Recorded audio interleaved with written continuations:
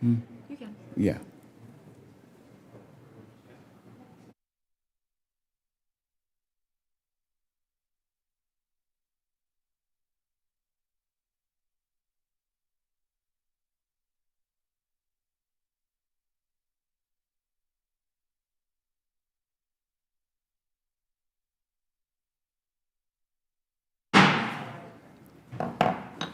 The committee meeting will come to order.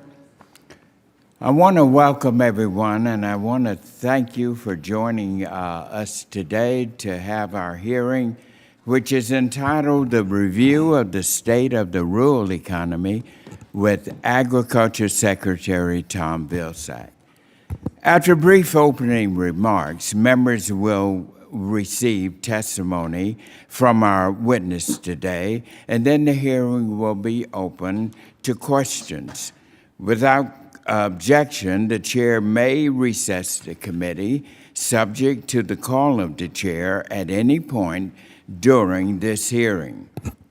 And now I just want to give my brief opening statement. I want to welcome everyone who are watching today with this hearing.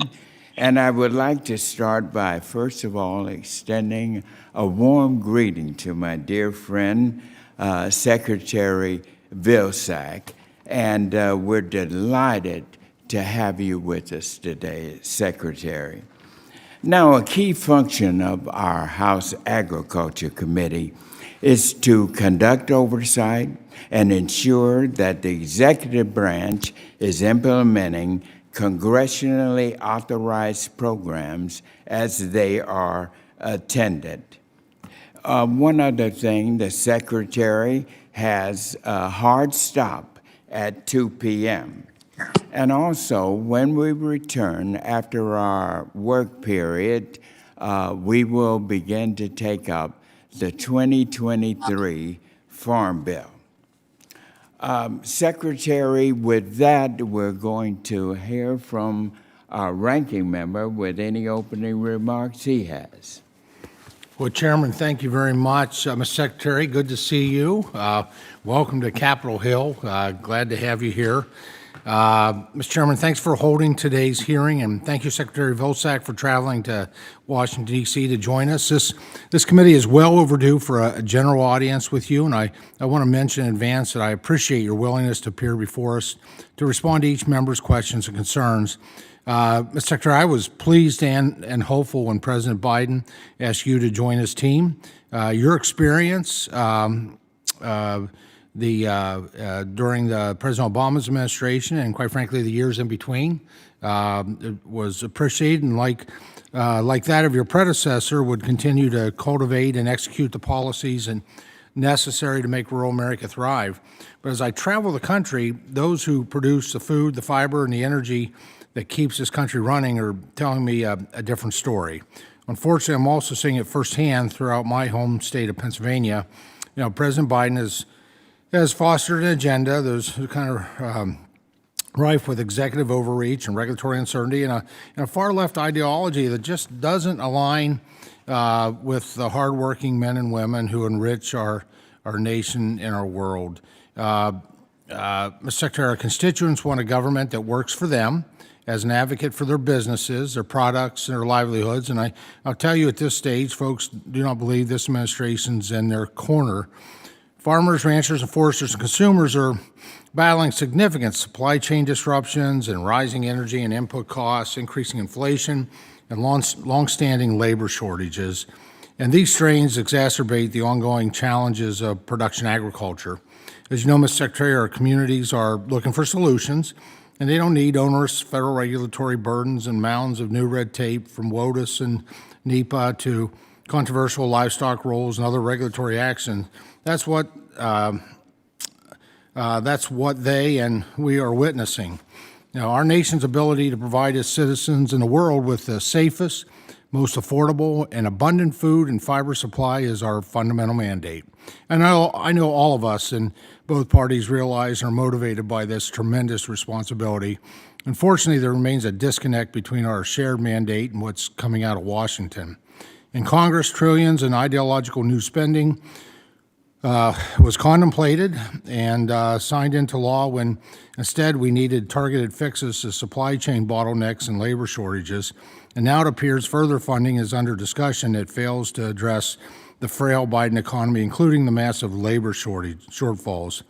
Under this administration, we see a Clinton-era swine inspection program rolled back, despite being grounded in science and designed to enhance processing capacity, efficiency, and food safety. Now, we need greater certainty and supply chain resiliency for both producers and consumers. On other fronts, domestic productivity relative to resource use for agriculture is up a whopping 287% since the 1940s. I think that's something that we all should be very proud of. While the total farm inputs remain mostly unchanged, our producers have spent decades showing the world that they are the answer to reducing global greenhouse gas emissions, and they are not the problem. Activists with low knowledge of production agriculture are winning the day. And I hope this administration and department rethink their alliance with these coalitions and ideologues. Mr. Secretary, I want to be your partner. Makeshift responses to congressional inquiries, and in many cases, no response at all, have made it extremely challenging for my colleagues on both sides of the aisle, myself included, to maintain a meaningful dialogue with the department. Policy briefings and administration updates with little to no notice for members further strain our partnership. There is an opportunity to work together. I believe that wholeheartedly, and we stand ready. A critical part of doing so is beginning our 2018 Farm Bill implementation and oversight process and working towards the next reauthorization. That's putting politics aside. That's what we tend to do here in the Agriculture Committee, and beginning an earnest, deliberative process of what's working, what's not for producers, rural communities, and consumers. I look forward to starting that process with our members and with you, Ms. Secretary. But in the meantime, we must stabilize our economy and supply chains, improve labor force participation, deliver common sense regulatory action, and better understand the needs of our shared constituency. I think that starts with this hearing, so I'm very appreciative of the chairman for this hearing. And again, I thank the Secretary for coming before this committee and look forward to more productive and consistent discourse. And with that, Mr. Chairman, I yield back. Thank you, Ranking Member. The chair would request that other members submit their opening statements for the record so the secretary may begin his testimony and to ensure that there is ample time for questions. Our witness today is our 32nd Secretary of Agriculture and a great ally of our nation's farmers and ranchers, Secretary Tom Vilsack. We are so pleased to welcome you back to our Agriculture Committee. And Mr. Secretary, please begin when you are ready. Mr. Chairman, thank you very, very much, and appreciate the opportunity to be here today. And also to Representative Thompson, thank you for the opportunity to appear before the committee, and thank the members for this opportunity. You know, I suppose I could focus on the fact that our farm income is as good as it's been in the last 8 years, that we've had record exports, but I'd really like to focus on one phrase of my testimony on page 4, because I think it explains the heart of the challenge that farmers in rural America faces and has faced for a considerable period of time. I want to focus on the phrase extraction economy. I make this reference on page 4 of my testimony in order to set the stage for discussion, hopefully over the long haul, as you begin your process of the Farm Bill reauthorization. Our extraction economy is an economy that essentially we take things from the land and off the land, and unfortunately, rather than converting them and value-adding them in and close to the rural areas where the natural resource is, they are transported to long distances where they are value-added in some other location where opportunities and jobs are created elsewhere. I think it's going to be important for us as we look forward to try to develop what is called a circular economy, in which the wealth is created and stays in rural areas. Let me give you a couple of examples of how that could happen. There has been a focus on local and regional food systems. We learned during the pandemic that our food system was not as resilient as we hoped it would be. One of the ways of making it more resilient is to create local and regional opportunities. That's one of the reasons why we are focused on expanding processing capacity, something that I hear all the time when I travel around the country. the need for our cattle producers, our livestock producers, our hog producers to have choice and opportunity for a local processing facility that creates local jobs, that allows that revenue and wealth that's created from processing to stay in the community. Another example is obviously the bio-based manufacturing. Biofuels is one example, but there are a multitude of ways in which we can convert agricultural waste product into a wide variety of things beyond renewable energy and fuel, to include chemicals, materials, fabrics, and fibers, again, creating opportunity for farmers and additional income sources as well as rural jobs. Climate change creates an opportunity for us as we look at ways in which rural lands can be used to sequester carbon.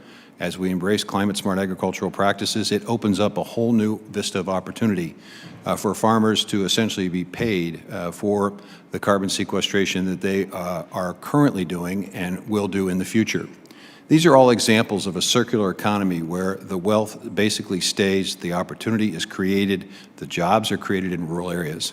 And we at USDA are focused on trying to insert and encourage that type of circular economy to be more prevalent in rural areas across the United States. Mr. Chairman, I know that there are a variety of questions that will be posed today, but I hope as this committee begins its serious work of the Farm Bill, that you'll take some time to work with us to take a look at how we might be able to do a better job of maintaining and creating wealth in rural communities and making sure that historically underserved populations and communities also get a fair amount of attention. And we at USDA are committed to working with you in partnership to use the resources that are available from Congress in a way that helps to create those kinds of opportunities. With that, I'll yield back the balance of my time and look forward to the questions that you all have. Thank you, Mr. Secretary, for your important testimony. At this time, members will be recognized for questions in order of seniority, alternating between majority and minority members, and you will be recognized for 5 minutes in order to allow us to get to as many questions as possible.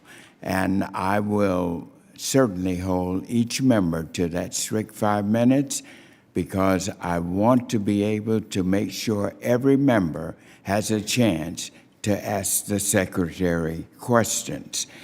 Please keep your microphones muted until you're recognized in order to minimize any background noise. And now I recognize myself for my questions.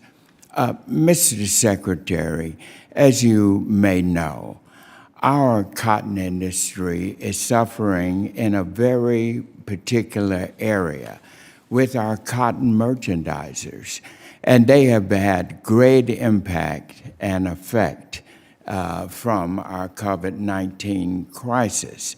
As you may recall, I wrote you a letter and asked for your help and what we could do to help our cotton merchandisers because, Mr. Secretary, they are very critical to the risk management and liquidity for our cotton farmers.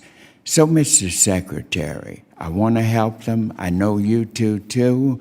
And so what can we do? Can we use some of your authority with the COVID-19 funds to be able to get help to them? What can we do to help our cotton merchandisers? Mr. Chairman, we have been in consultation with a number of representatives of the cotton industry and the cotton and textile users industry in an effort to try to determine how best to help.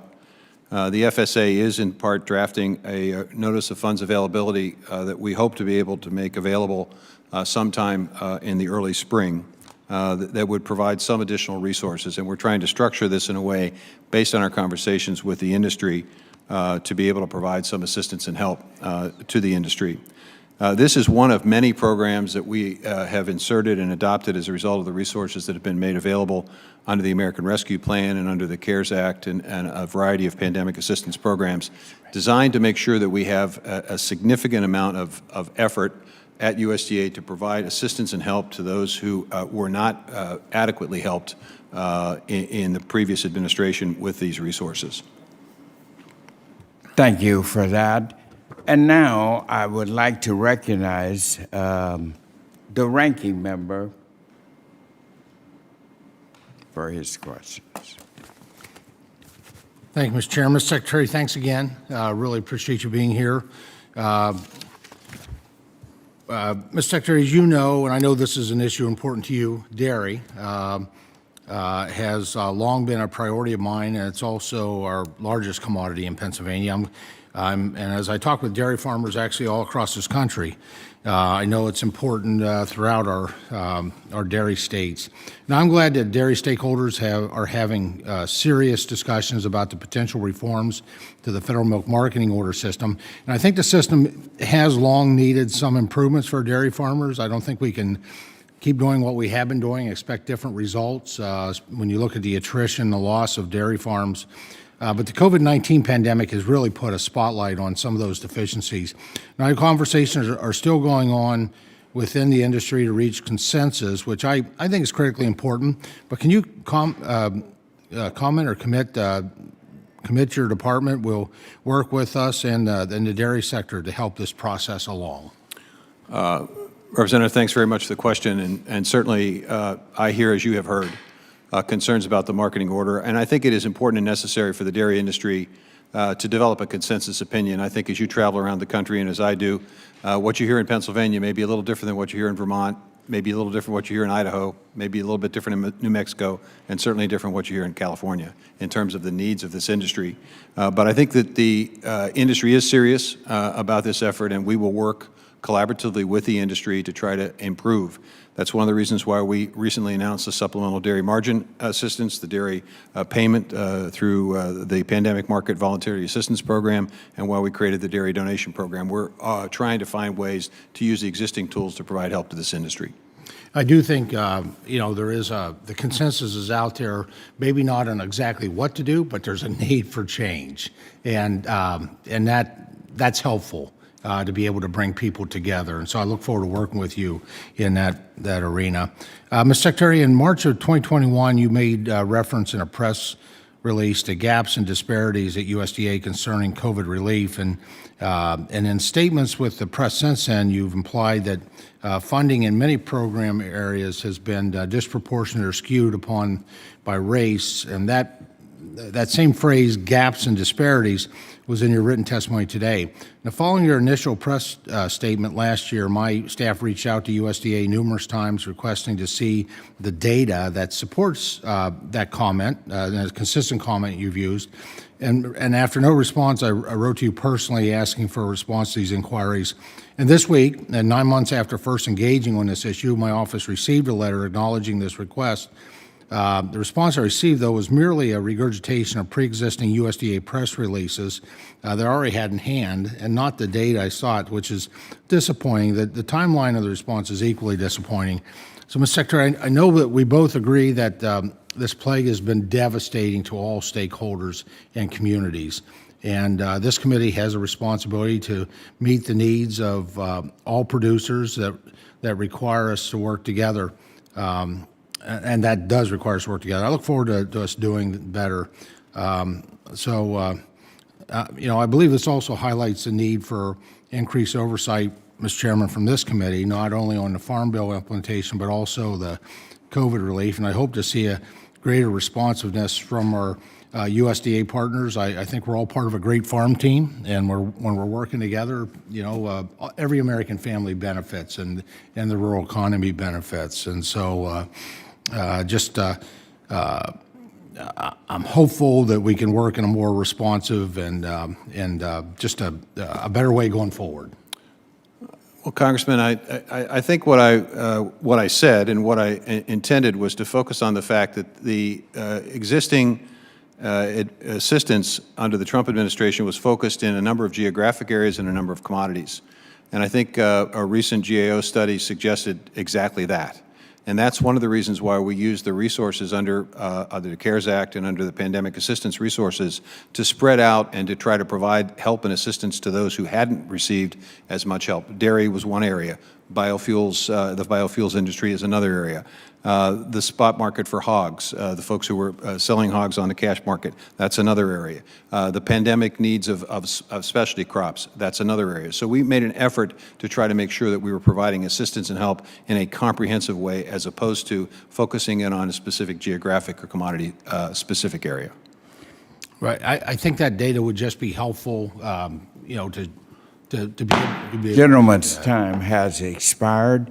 The gentleman from California, Mr. Costa, who is also the chair of the Subcommittee on Livestock and Foreign Agriculture, is now recognized for 5 minutes. Thank you very much, Mr. Chairman, for bringing us together and this important opportunity to have a conversation with our Secretary of Agriculture. It's good to see you back, Mr. Secretary. We could spend the whole day talking about the rural economy and the challenges we face across the country regionally and the different impacts that this pandemic has had in terms of closing restaurants and schools and impacting our food supply chain in ways that we could never imagine. And obviously, we're still working on that effort with our ports in Long Beach and Los Angeles. But I'd like to focus on a couple of areas and continue this effort as we set the table for the Farm Bill next year that I know the chairman and all of us are very interested in doing.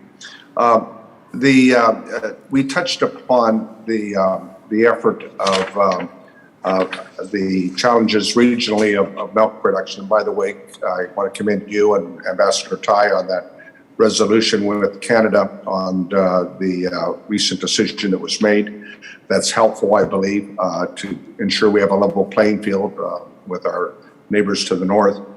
But that limitation on the program, the volatility assistance program that you implemented to reimburse dairy farmers for their losses, obviously impacts producers differently around the country. And the limitation that 5 million pound per producer obviously doesn't reflect that one size fits all. And I'm wondering, we're trying to figure out in areas of the country where it doesn't, how we might provide an effort to cover the losses that they sustained during that time.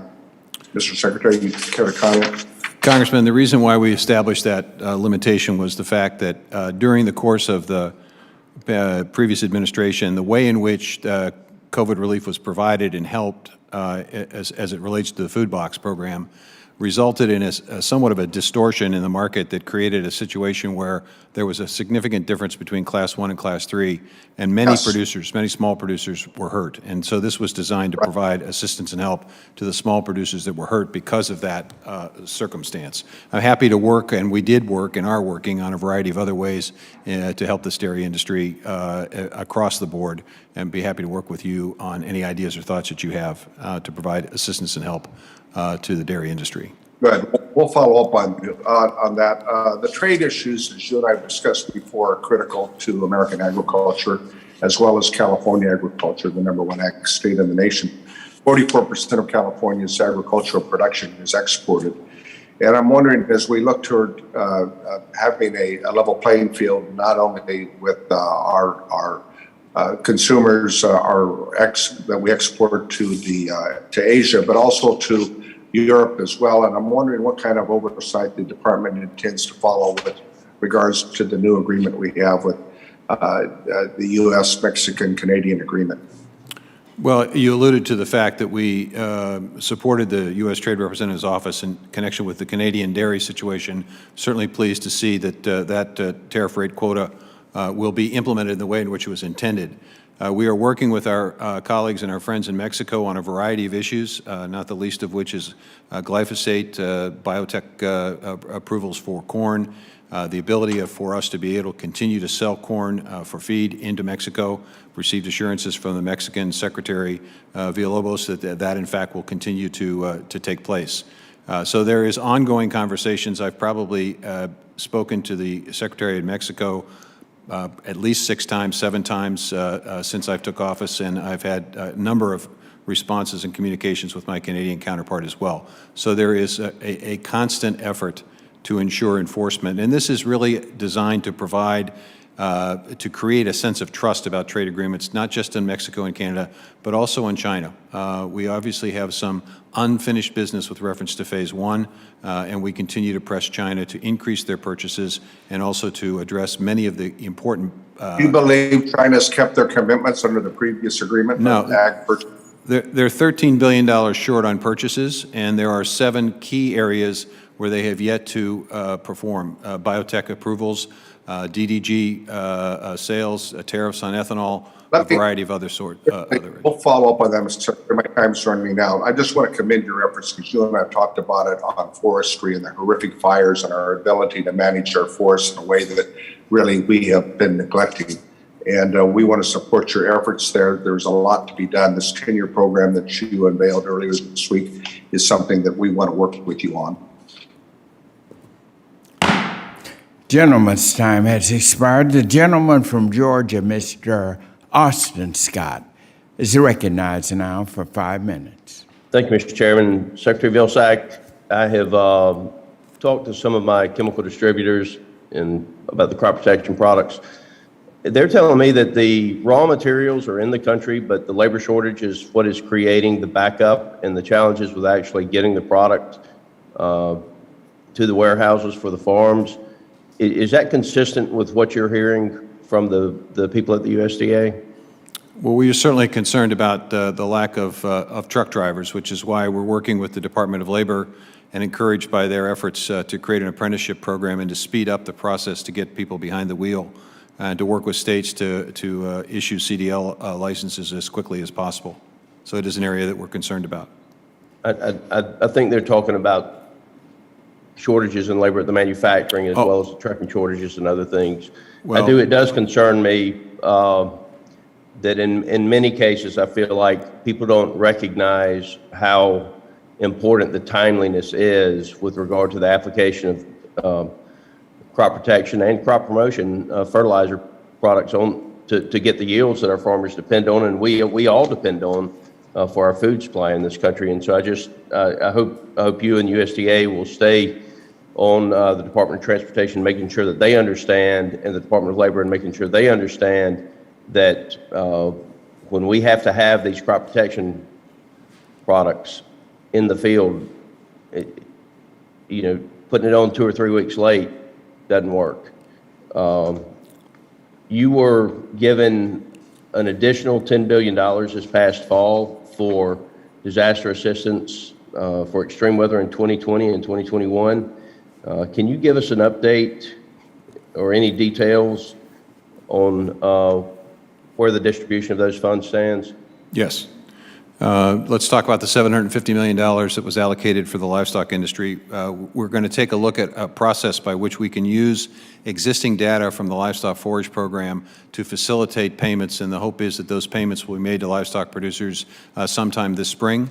The expectation is that there may be additional need, a second tranche of resources that will be made available with a more detailed application, but we've trying to simplify the process so we can get resources to these farmers as quickly as possible. On the grain side, we hope to use NAP data and RMA crop insurance data to essentially create a pre-filled out application, which will speed up the process of a first tranche of resources to those producers, and then a second tranche for shallow losses in areas that weren't covered, folks who didn't have NAP coverage or who didn't have crop insurance coverage. So the goal here is to try to get these payments out this spring. This spring. So hopefully by the end of April then. April, May, sometime in that time frame. The key here, Representative, is to make sure that we get it done as quickly as possible, which is why we're simplifying the process and trying to use existing data to speed up the process. Okay. One last question. The Commodity Credit Corporation. I know there's a tremendous amount of discussion about climate smart agriculture, and the Commodity Credit Corporation, it's my understanding that $1 billion in CCC funds are being used for climate smart agriculture and forestry. How does this fit under the pretty specific enumerated purposes of the CCC? What specific authority in the Charter Act will be using, and can you give us more details on this initiative? As you well know, the Commodity Credit Corporation, in part, is designed to provide for the promotion of commodities. And what we're hearing and seeing from the industry is the food industry is the need for climate-smart commodities, for sustainably produced commodities in which they can ensure their consumers that what they're purchasing is not harmful to the environment. So we want to be able to help producers create those climate-smart commodities. It falls under, it's either Section 4 or Section 5 of the CCC, and we are very confident that we have the capacity and ability to use this without jeopardizing any of the other needs or reasons for the CCC. This will give, and it actually, farm groups and food groups have basically proposed and suggested this in the Food and Farm Alliance document on climate-smart agriculture, suggesting the need for demonstration and pilot projects funded through the CCC, and we're following the prescription of groups like the American Farm Bureau in their advocacy for this. So we feel very confident we have the legal grounds based on the fact that we will be promoting climate-smart commodities. Mr. Chairman, my time's expired. Thank you. The gentleman from Massachusetts, Mr. McGovern, who is also the chair of our House Committee on Rules, is recognized for 5 minutes. Well, thank you, Mr. Chairman, and thank you for your leadership. And I want to thank Secretary Vilsack for his service and for his team at USDA. I have found them always to be very responsive, and I appreciate that. I want to start off by saying that I'm currently working with Congressman Grijalva to organize a roundtable on tribal farming and indigenous food systems. And while we all must do more to honor and learn from and the experiences of indigenous people, I want to thank you, Mr. Secretary, and your team at USDA for all the work that you've done so far in this space. As I have pushed for a White House conference on food, nutrition, health, and hunger, I've had the opportunity to see a wide range of places that are working to ensure access to culturally appropriate foods for people. For example, I was in New York City recently at a place called the Met Council that focuses on providing access to kosher and halal foods for those who would otherwise be forced to choose between their faith and having food on the table. Many of the programs that I saw when I visited San Francisco specialize in providing culturally appropriate foods for Asian and Latinx communities. At the St. Mary's Food Bank in Phoenix, Arizona, which is the oldest food bank in America, they have made it a mission to provide culturally appropriate native foods for elders to eat. And so as we discuss more the upcoming roundtable, indigenous people know the power of sovereignty and the power of making decisions that encompass your own values on behalf of your people. And we will hear about how self-government means very clearly being able to feed your people. So the U.S. federal government has much to learn from the indigenous peoples of this land, and that priority of feeding your own people is one that I know I will certainly carry with me. So my questions are, with that, Mr. Secretary, I'd like to know more about what USDA is doing to ensure access to culturally appropriate foods, and what do you need from Congress to ensure that our food programs are meeting all the needs of all who use them? And then secondly, can you tell me a little bit more about the efforts to incorporate regional purchasing in the food distribution on Indian reservations program? Congressman, several points here. We have entered into 8 demonstration projects with 8 tribes as through our Office of Tribal Relations to begin to incorporate more fully indigenous foods into the foods that are available under the federal food program for tribes and under our SNAP program, trying to figure out ways in which we can incorporate more fully and completely the availability of indigenous foods. It's not just the ability of meeting the food security and food needs, cultural needs of populations. It's also about creating opportunity and economic opportunity.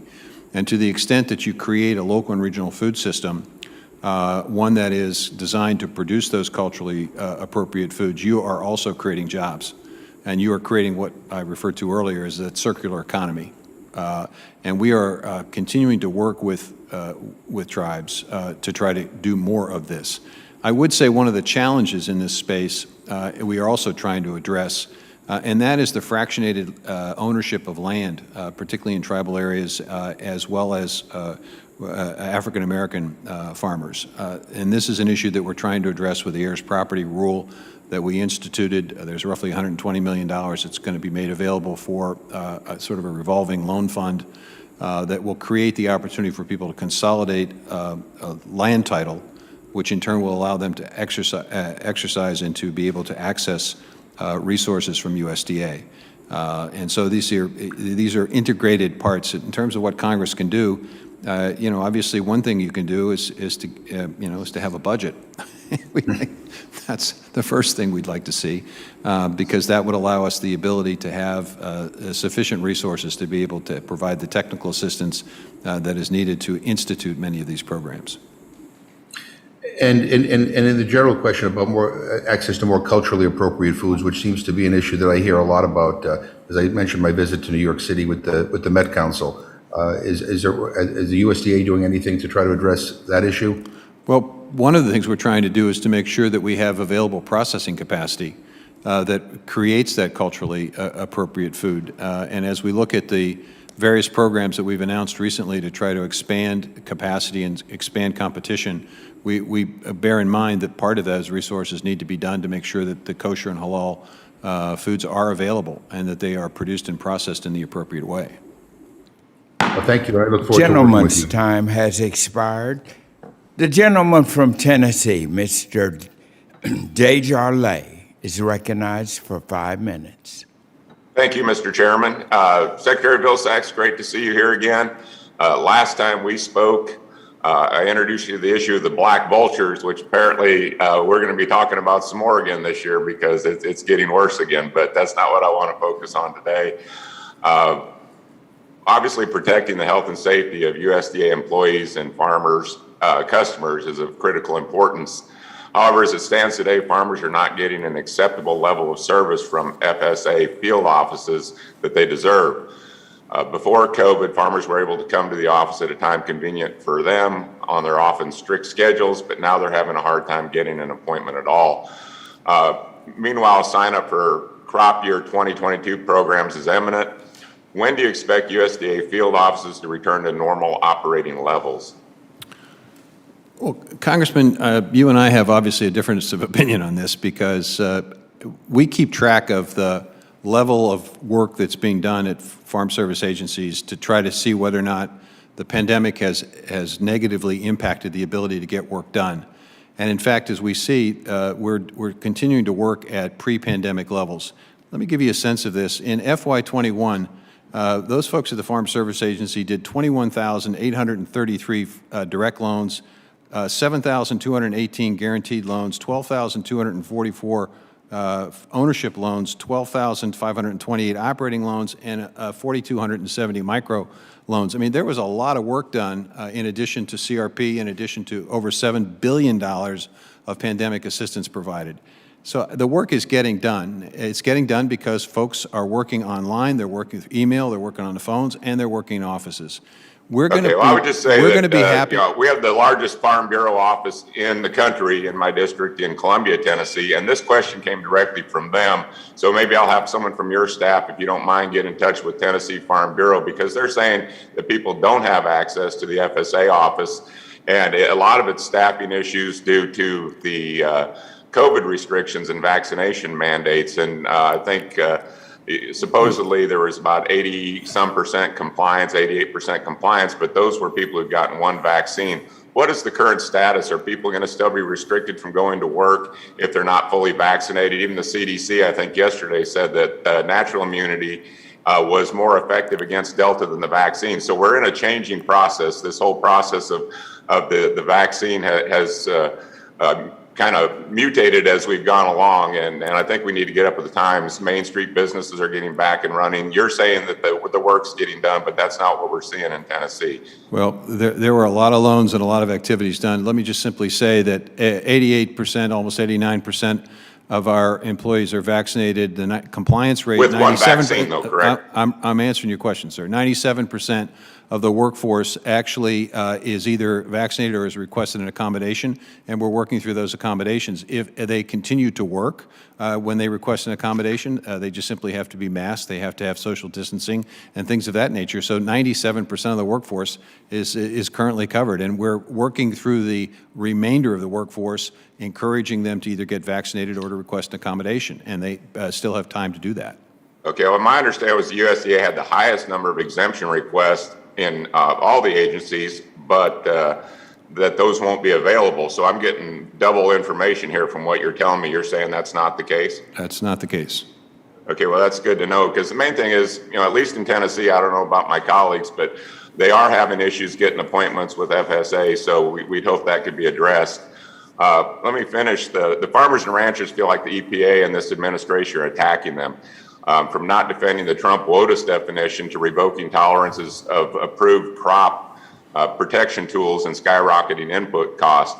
I certainly understand why they have these concerns, Mr. Secretary. Can you tell me how you are serving as an advocate for production agriculture and defending agriculture throughout the Biden administration? You got 45 seconds, you can have them all.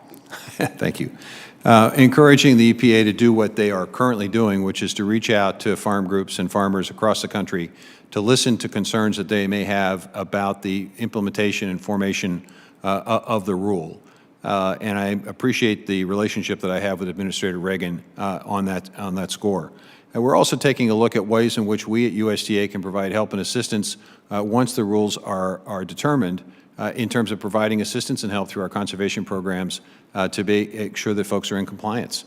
Those are our two principal responsibilities, I think, is to encourage outreach and to make sure we're using all the tools to help farmers implement as accurately as possible. Thank you, Mr. Secretary. Gentleman's time has expired. The gentlewoman from North Carolina, Ms. Adams, who is also the Vice Chair of the Committee on Agriculture, is now recognized for 5 minutes. Thank you, Chairman Scott, Ranking Member Thompson, for hosting the hearing today, and Secretary Vilsack, good to see you again. Rural communities continue to face unique challenges that must be addressed to achieve growth. Our farmers need key resources to be successful, and our socially disadvantaged and small to mid-sized farmers must receive special attention because they're more vulnerable to outside factors. Farmers continue to experience challenges presented by COVID-19, supply chains, labor market shortages, access to resources, etc. At the same time, issues of climate change and the management of carbon on farms must be considered. So, as co-chair of the bipartisan HBCU caucus, I've got to note that our 1890 land grant institutions play an important role to contribute to research and extension and teaching in food and agricultural sciences. These institutions do extensive work that supports their surrounding communities, including those located in hard-to-reach areas. But as you know, Mr. Secretary, these institutions can work more closely with USDA across the entire department. So can you speak to any collaboration on rural development, rural health, climate change, and nutrition programs like WIC, where USDA can better support the work and contributions of land grant institutions to their communities and our country? I appreciate the question. I had a great meeting with the Council of Presidents representing all of the HBCUs a month or so ago, and we talked about the opportunities within rural development. First order of business is to make sure that there is an understanding in the HBCUs of the extraordinary scope of the programs that we have at USDA and to encourage greater collaboration. We're already beginning to see a number of projects, additional resources being provided, $21.8 million provided to HBCUs on 58 projects to try to expand their reach into the community.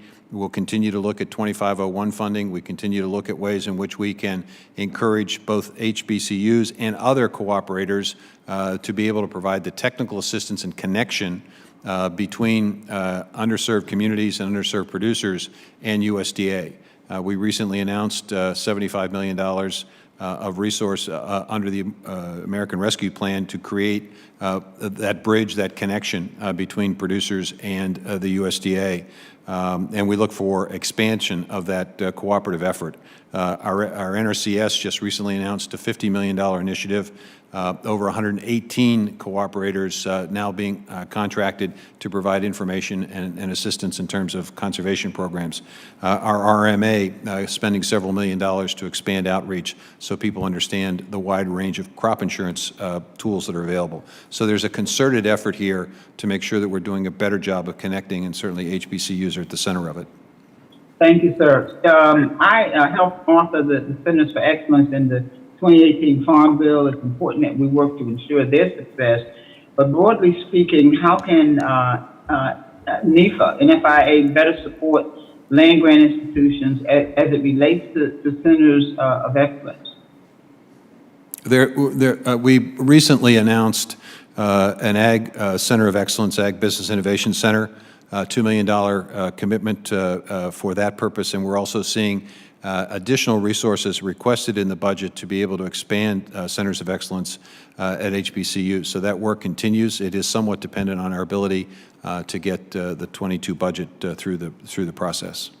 Great, thank you. So as you know, many of our states where the 1890 land-grant institutions are located do not receive their one-to-one matching grant. We've had some issues here in my state of North Carolina. So what steps could USDA take to ensure that states provide one-to-one matching funds for these institutions? Continued advocacy with governors and making sure that they're fully aware and appreciate the opportunities in their communities, in their states from having an active and engaged HBCU, the federal resources that can be leveraged. I would also say that I think it's important for us to continue to work. This is a little bit of field for your question, but the need for us to have do a better job of connecting with minority-serving institutions across the board to encourage more internships, fellowships, and scholarships, so that we again create a closer connection. And the reason for this is simple: 8% of the workforce at USDA is under the age of 35. And so we're going to face a significant workforce shortage at some point in time in the near future. We've got to make sure we have the brightest and best coming to USDA. Thank you, Secretary Vilsack. That was going to be my next question about supporting Centers of Excellence in the 2023 Farm Bill. Based on what you said, you're in support of that. Thank you very much, Mr. Chairman. I'm going to yield back. My time's up. The gentlelady from Missouri, Ms. Hartzler, is now recognized for 5 minutes. Thank you, Mr. Chairman, and it's good to see you, Mr. Secretary. Thank you for all that you do for agriculture. And I'm very excited and appreciative of what you're doing to try to promote more meat processing plants nearby in our rural communities. And I know that has been a focus of yours. I did send a letter last July asking for some clarification of what the criteria was going to be for distribution of that first $375 million for independent processors. So could you give me an update on the criteria for those monies, and more specifically, will processors who began operating or conducted any expansions since or during the beginning of COVID be able to qualify for these monies?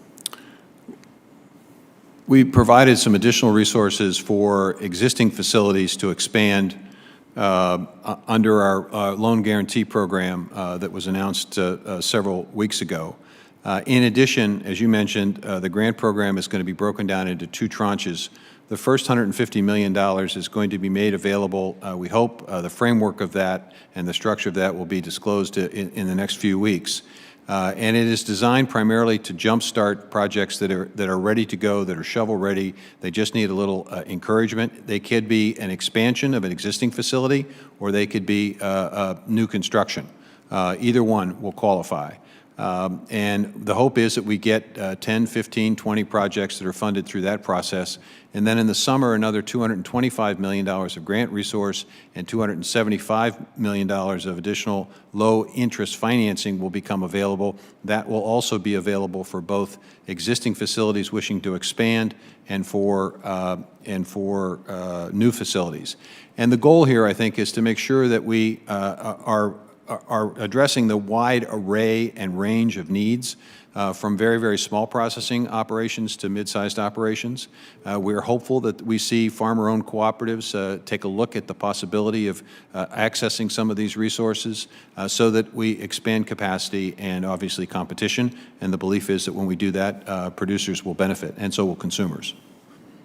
Sure. Well, there is some entities that stood up because they saw a need, and they went in debt.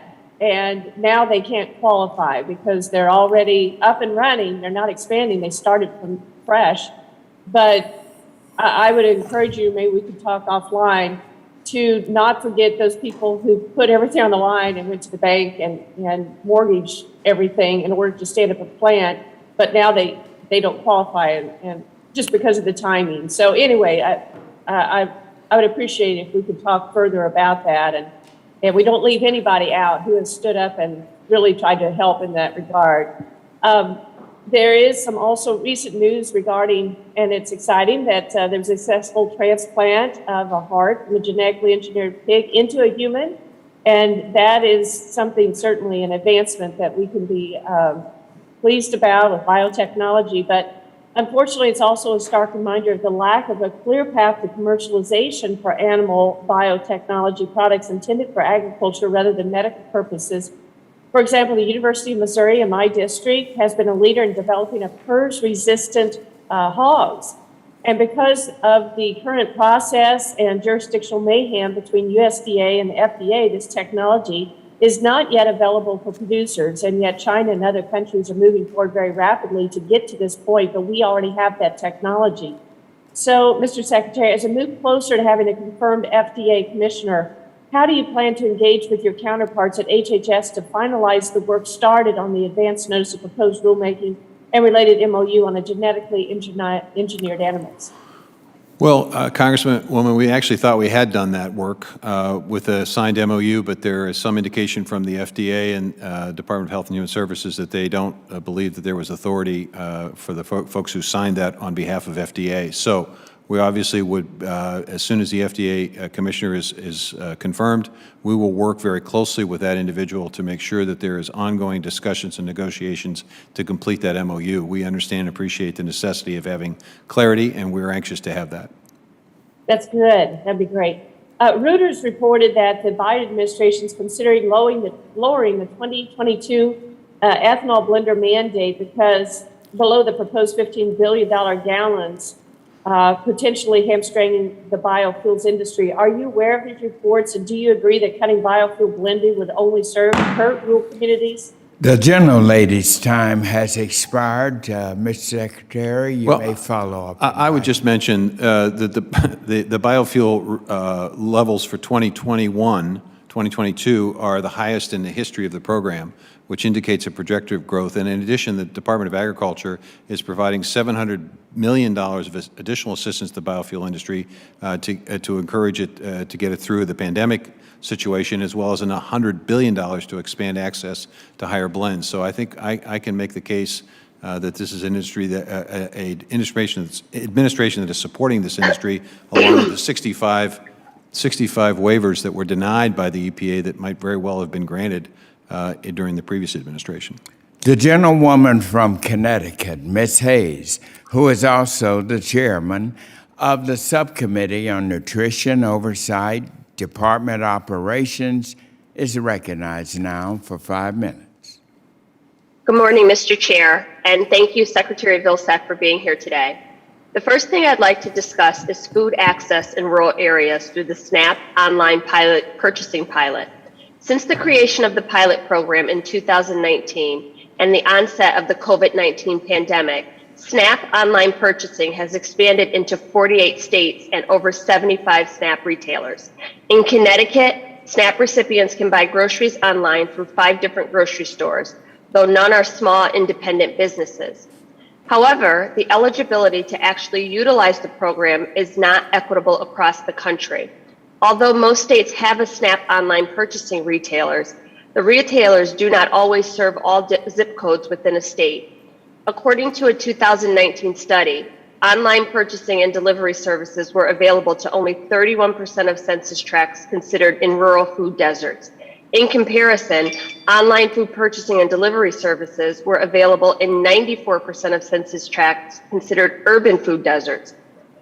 Secretary Vilsack, Congress has provided $30 million for the USDA to invest in SNAP online purchasing and other SNAP technological modernizations throughout the pandemic. How has the USDA used the funds Congress has provided to make SNAP online purchasing a reality in all rural areas? And how can Congress assist the USDA in making the programs more accessible in these areas? Well, Congresswoman, the information I have is that today 97% of households have the opportunity for online purchasing. Obviously, I'll be happy to go back and check and make sure those numbers are accurate. But to the extent that there is a need for a continued focus on rural and remote areas, I would say a couple of things. First of all, we are looking forward at some point in time early in 2022 and announcing a healthy food financing initiative using resources from the American Rescue Plan to begin aggressively addressing the issue of food deserts. Part of the issue here is not just the access to online, but also the ability of having facilities to basically provide the food to folks. So that's one thing that we expect to do, and a focus of that effort will obviously be on rural and remote areas. Secondly, we're also making sure that we are helping food banks, who also help to service those same individuals, be able to have access to resources, to be able to figure out ways in which they can more easily and more completely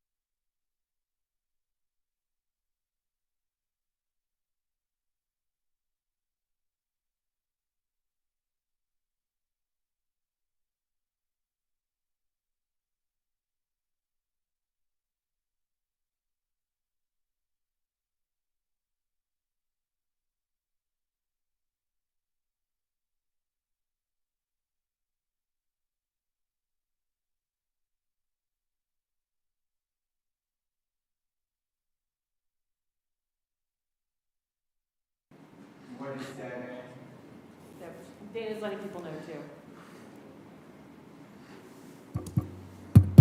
No, it sounds. Oh, Are we on? I think we're on. Bravo. Mr. Chairman, let me, Please if I could finish continue. the last comment, and it has to do with the role of the food banks in trying to respond to rural, remote food needs. We've also provided $100 million of what we refer to as reach and resiliency resources for food banks across the country, encouraging them to look for ways that they can address the need for food security in rural and remote areas, and also to have the infrastructure that will allow them to store fresh produce, dairy products, and so forth, refrigeration and storage capacity. So hopefully we are addressing in a multitude of ways the need for access to food in those rural, remote areas. Yeah. That members of the NOTO subcommittee have been working diligently to address veteran hunger. The USDA's Economic Research Service released a report last year finding that more than 11% of working age veterans lived in food insecure households, and that veterans have a 7.4% greater risk of food insecurity than the general population.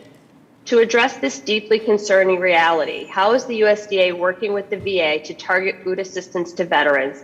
And how is the USDA working to ensure eligible veterans know about their eligibility to take advantage of these types of programs? We're working with Veterans Affairs to make sure that as individuals leave service in the Department of Defense, as they leave service, that they are fully and completely aware of the resources that are available to them, including the ability to access SNAP benefits. We'll continue to work with both the VA and the Defense Department to make sure that we are doing the very best job we possibly can to make sure that those resources are available. This is a sad state of affairs that folks who have served our country are in need of this kind of assistance, and we need to make sure that they get it. Thank you, Secretary Vilsack. We had a hearing in our subcommittee and heard from veterans, and it is tragic that this is happening here in this country, and we have a responsibility to do better. So I look forward to working with you to make sure that we close those gaps and support our veterans. I'm coming to the end of my time, and I'll leave you with one last question that perhaps if you don't have time, you can follow up on.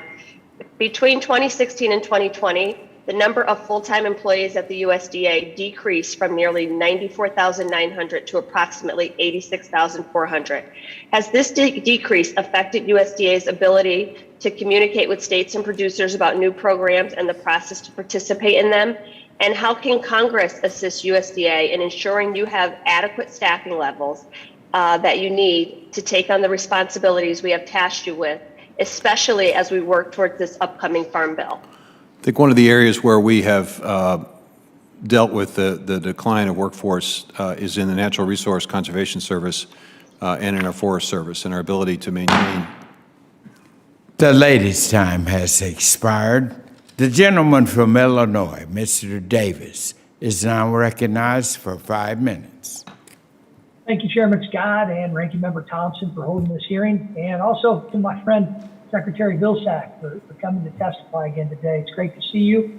I get to ask questions a little sooner than when we first met a few years ago when you were sitting at that same table. Hey, Mr. Secretary, back in November, we held a hearing on the supply chain crisis, and the consensus was that every sector is actually being crushed by this administration's rampant spending agenda that's really driving high costs and inflation. These impacts are being felt by our constituents everywhere. They see it at the empty grocery store shelves, when they pay more at the pump and at their local businesses that, as you just mentioned, in USDA's case, struggling to find employees. There are approximately 11 million work-ready adults certified by their state workforce agencies who are receiving SNAP benefits, but could start working immediately to fill the approximately 10.6 million open jobs that we have.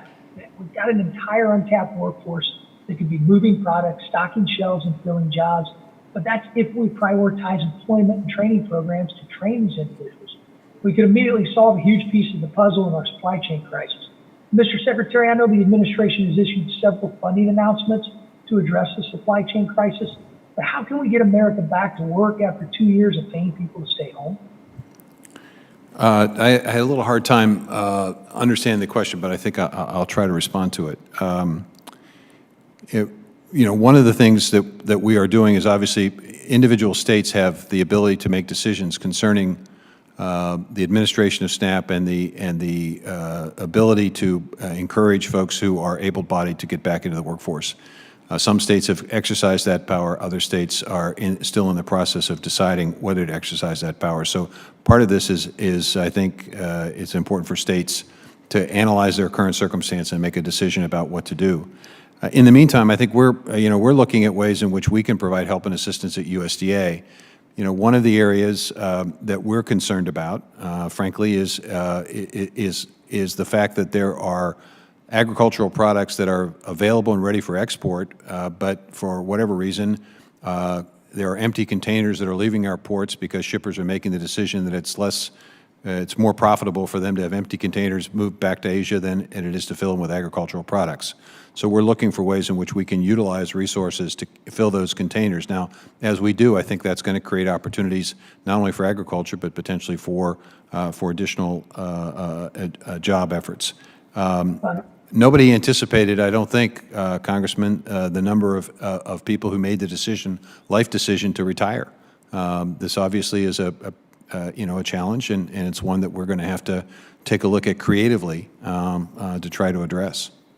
Yeah, it is a challenge, and I agree. But I also think there may be some ways to utilize the staff education and training program to get our SNAP beneficiaries the training that they need to go fill jobs that are available to replace those who retired. Well, so I would urge you.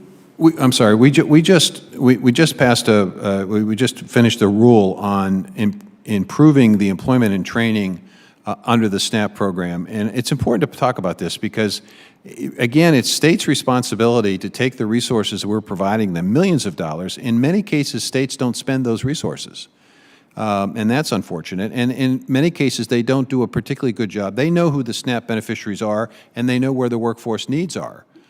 Because they have workforce development offices. And what this new rule is requiring states to do is to do a better job of marrying that information and data so that they can create the opportunities for folks to be gainfully employed. So hopefully this new rule will address some of the concerns that you're raising. Great, that's great. I'd love to continue to work with you and the agency on ensuring that our states do the right thing and use the programs that are there.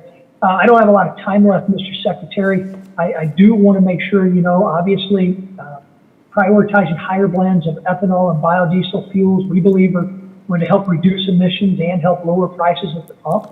I just wanted to get your response on USDA's higher blend infrastructure incentive program. It's been successful at increasing the availability. Do you have any further plans to bolster the HPIIP program? Well, I think we just announced about $100 million to encourage expansion of higher blended fuels. And I would point out in the 9 seconds left that there's also a tremendous opportunity in aviation fuel.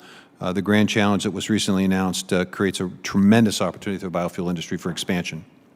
The Great. gentleman My from concern- New York, Mr. Delgado, who is chair of the Subcommittee on Commodities, Exchanges, Energy, and Credit, is recognized for 5 minutes. Thank you, Chairman Scott, for holding this hearing. And I want to thank Secretary Vilsack for testifying before the committee today. Secretary Vilsack, one issue I'd like to raise relates to milk consumption, a priority that I know you and I both share, as we've spoken about it previously, including when you came to my district and met with my in-district agriculture advisory committee. Ranking Member Thompson and I have offered bipartisan legislation to allow schools to serve all varieties of milk, including whole milk. I know that we're limited by current law, which stipulates that milk offerings in schools must align with the most recent dietary guidelines, but I'm concerned that when the guidelines were last updated in 2020, the Dietary Guideline Advisory Committee, DGAC, didn't appear to consider some recent science that pointed toward positive or neutral effects of dairy fat. With the whole milk being preferred choice, it being the preferred choice, when compared to skim or low-fat milk options, we know it has a clear track record for improving milk consumption. We also know that the DGAC wants to increase milk consumption. So accordingly, I do hope the next go-round, the DGAC will at least more carefully consider the full body of science. I also appreciate that when you visited my district last summer, you spoke about examining ways to encourage whole milk in schools, possibly even through a pilot program. I would love to have you, if possible, elaborate on what specific actions your department is considering and what we can do on our end to help make that happen. Well, Congressman, one of the key problems with the issue of whole milk is cost. If you talk to school nutrition folks out there in the countryside, they operate on a very difficult and tight budget, and part of the issue is cost. One thing we can do in terms of additional consumption of milk is to take a look at ways in which the current supply of milk is being made available and whether or not it is a barrier to consumption. And I think if you look at the research, you're going to find that the containers that are used in schools are a barrier. They're difficult to open, and so kids oftentimes just pass on the milk.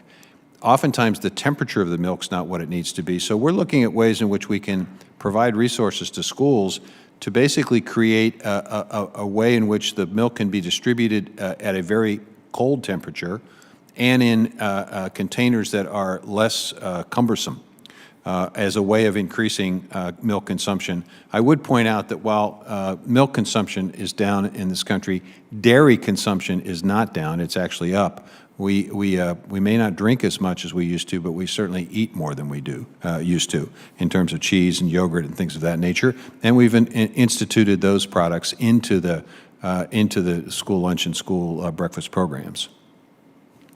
I appreciate that. I do have one other question, but just as a follow-up in terms of the cost, I know you mentioned the manner in which the containers are presented could be helpful. But is there any thought being done or any thought being given to the ways costs can be addressed from the agency? Well, you all have the opportunity to make a determination and to provide the budget and resources that would enable the reimbursement rate and the resources available to schools could be increased to provide additional resources. And right now, as a result of the pandemic, we're doing what we can to increase access to resources as school districts are faced with some serious challenges. And one of the reasons there's a challenge is that not only food is, we're changing the way in which and where we eat food, about 10% more in-home consumption today than pre-pandemic. And that's created a need for a shift away from supplying to restaurants versus supplying it to a grocery store. Different packaging, different sized containers, et cetera, all of which the supply chain is working through as we hopefully at some point in time return to whatever the new normal is. I appreciate that. I see that I'm bumping up against my 5 minutes, so I will circle back to you at a later date, but I'll yield back the rest of my time. Thank you. The gentleman from Georgia, Mr. Allen, is recognized for 5 minutes.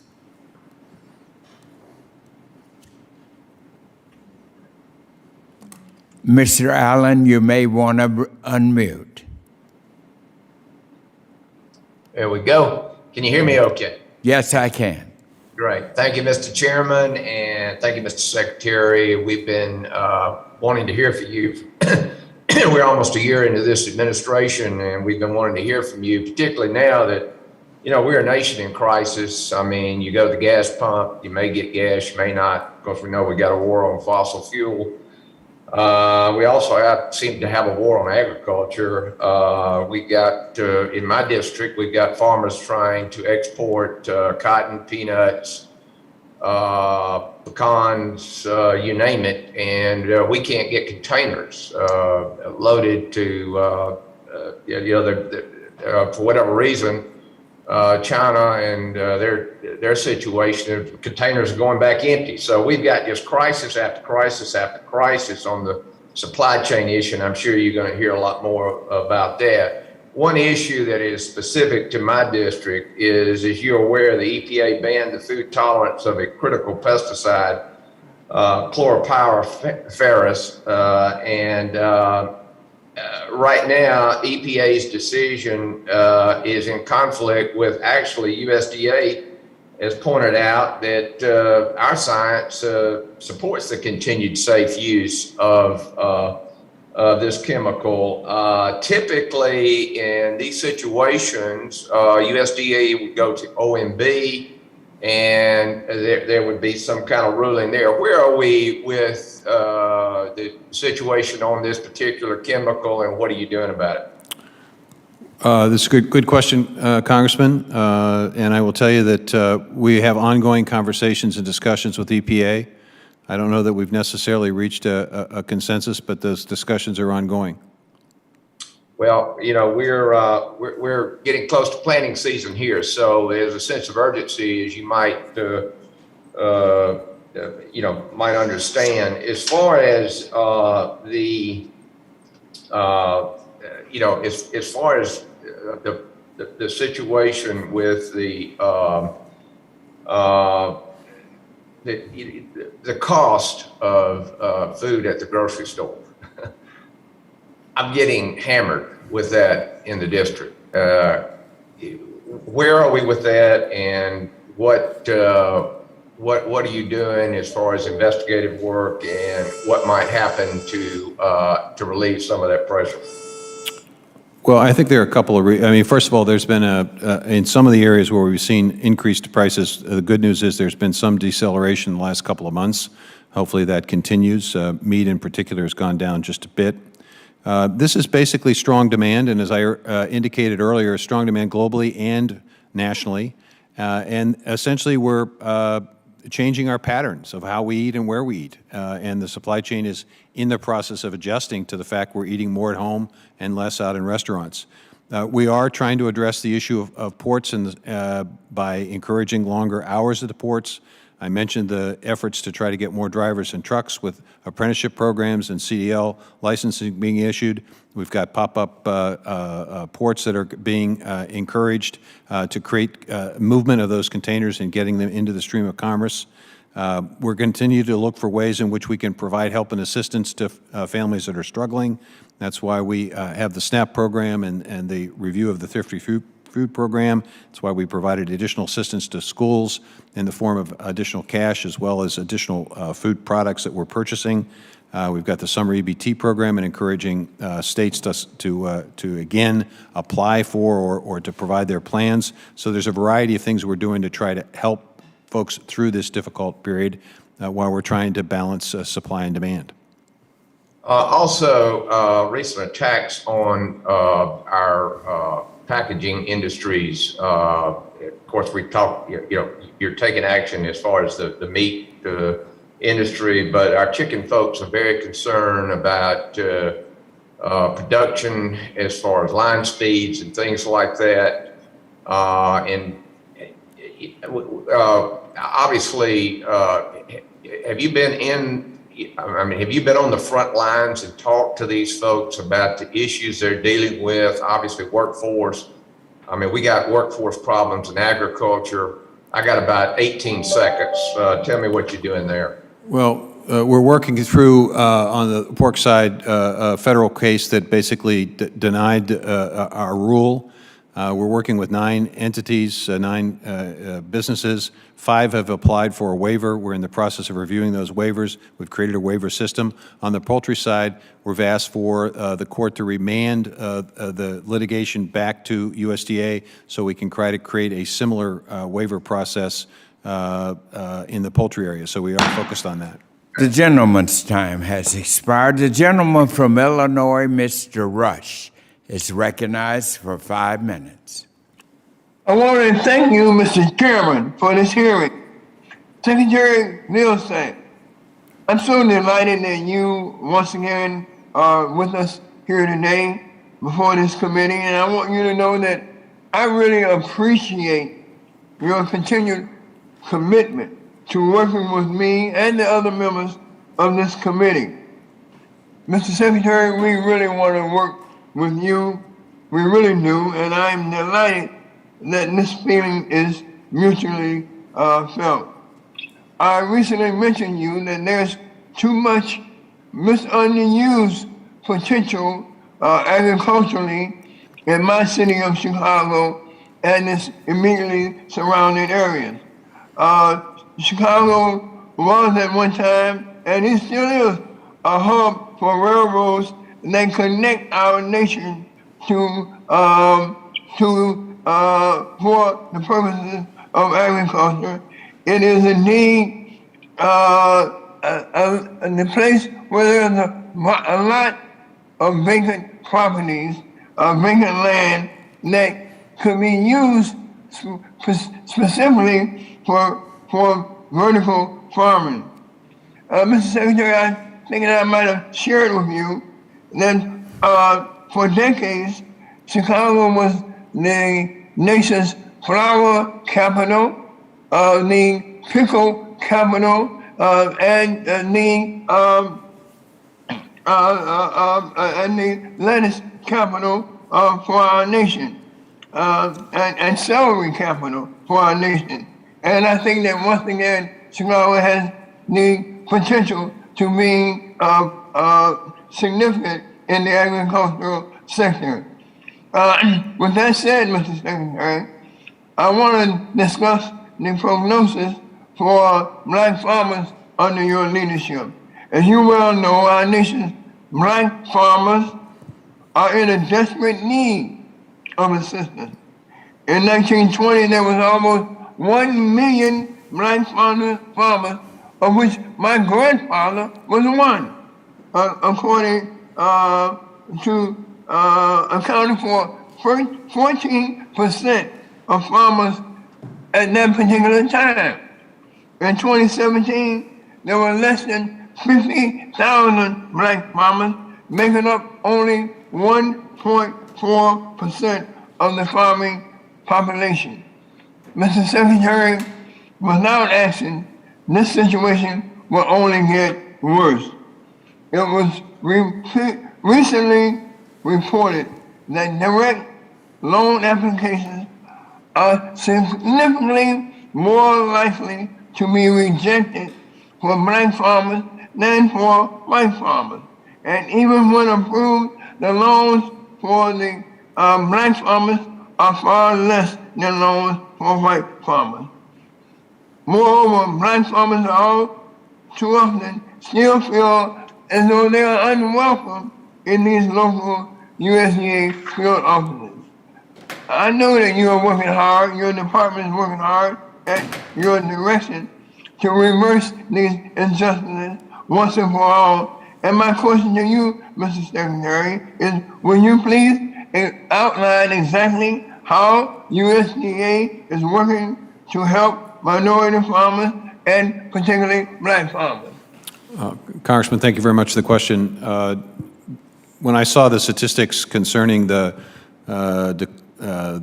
decline rate of African-American farm applications, I asked the team to take a look at, in-depth look at the reason.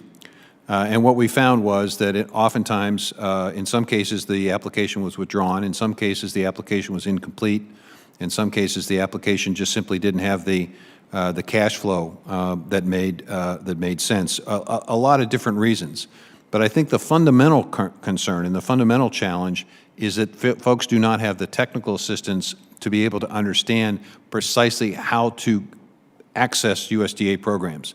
And for that reason, under the American Rescue Plan, we are using resources to provide assistance to create cooperating groups that can connect with those African-American farmers and those black farmers to provide the technical assistance, the financial planning, the business planning, the development of applications so that there is more success. So the first order of business here is to get folks the kind of technical assistance they need.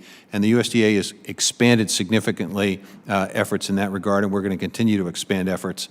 There's a lot more I can say, but I see my time is up. The gentleman from North Carolina, Mr. Rautzer, is recognized now for 5 minutes. Well, thank you, Chairman Scott, and Mr. Secretary, always good to see you. Appreciate you being here today.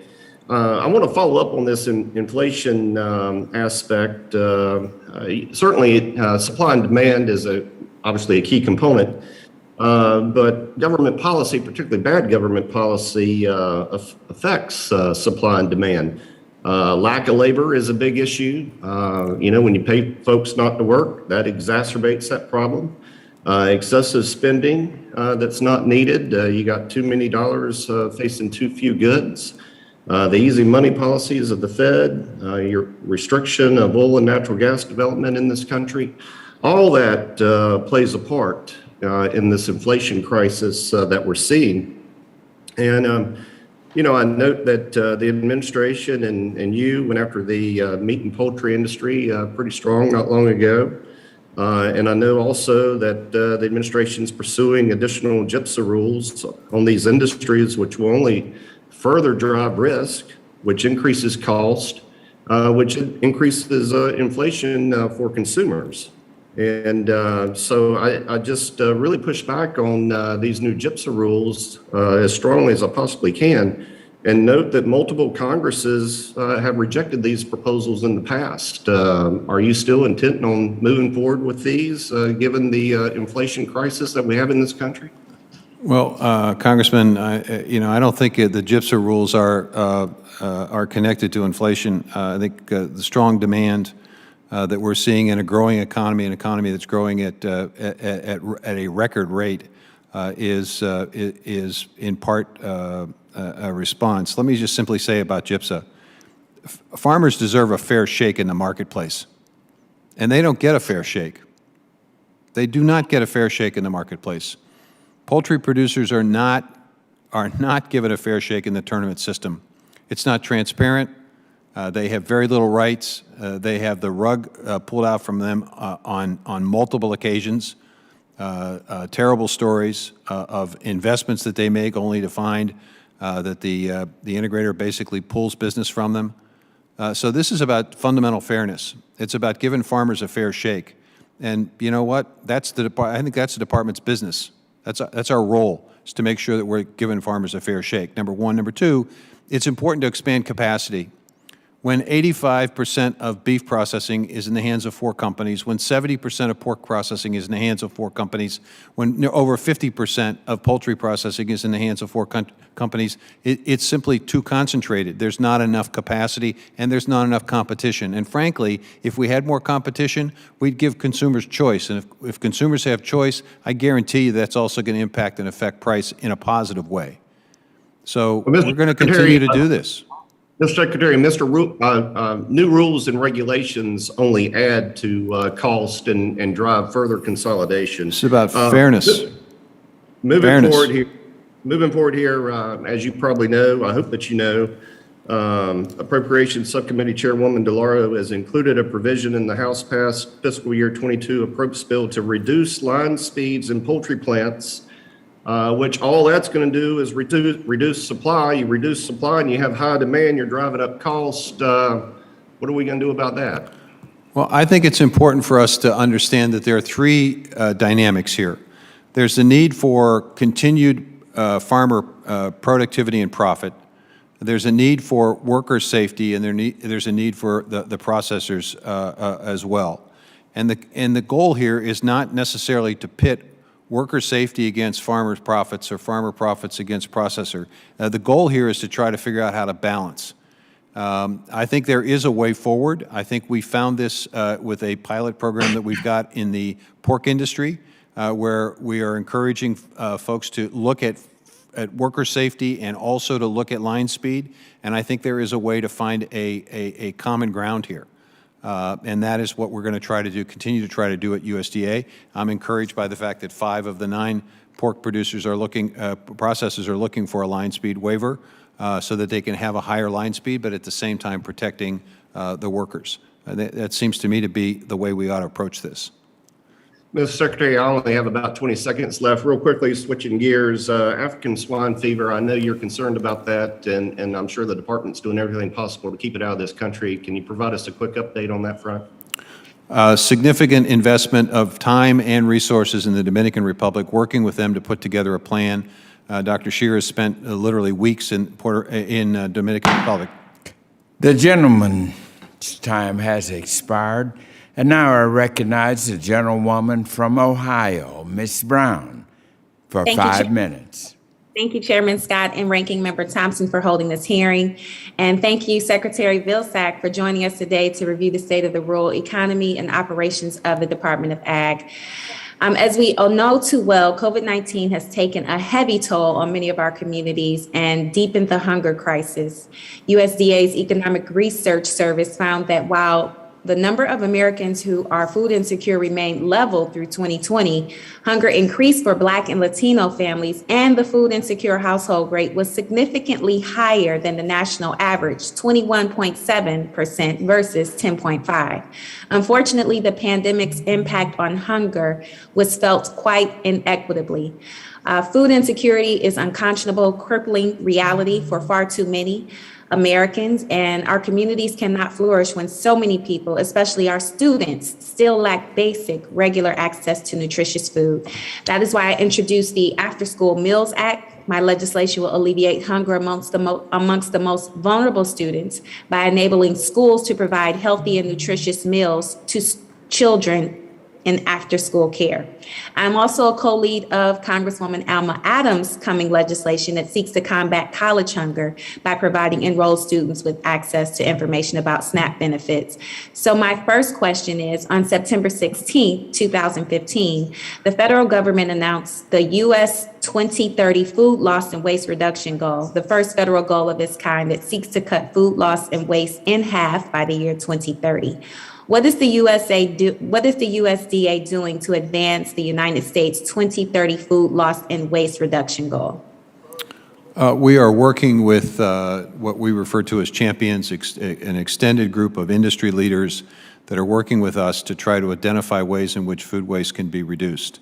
We're working with schools, we're working with universities, we're working with the food industry, we're working with grocery stores, we're working with restaurants, we're working with food processing companies, all designed to find ways, creative ways, to deal with the issue of food waste.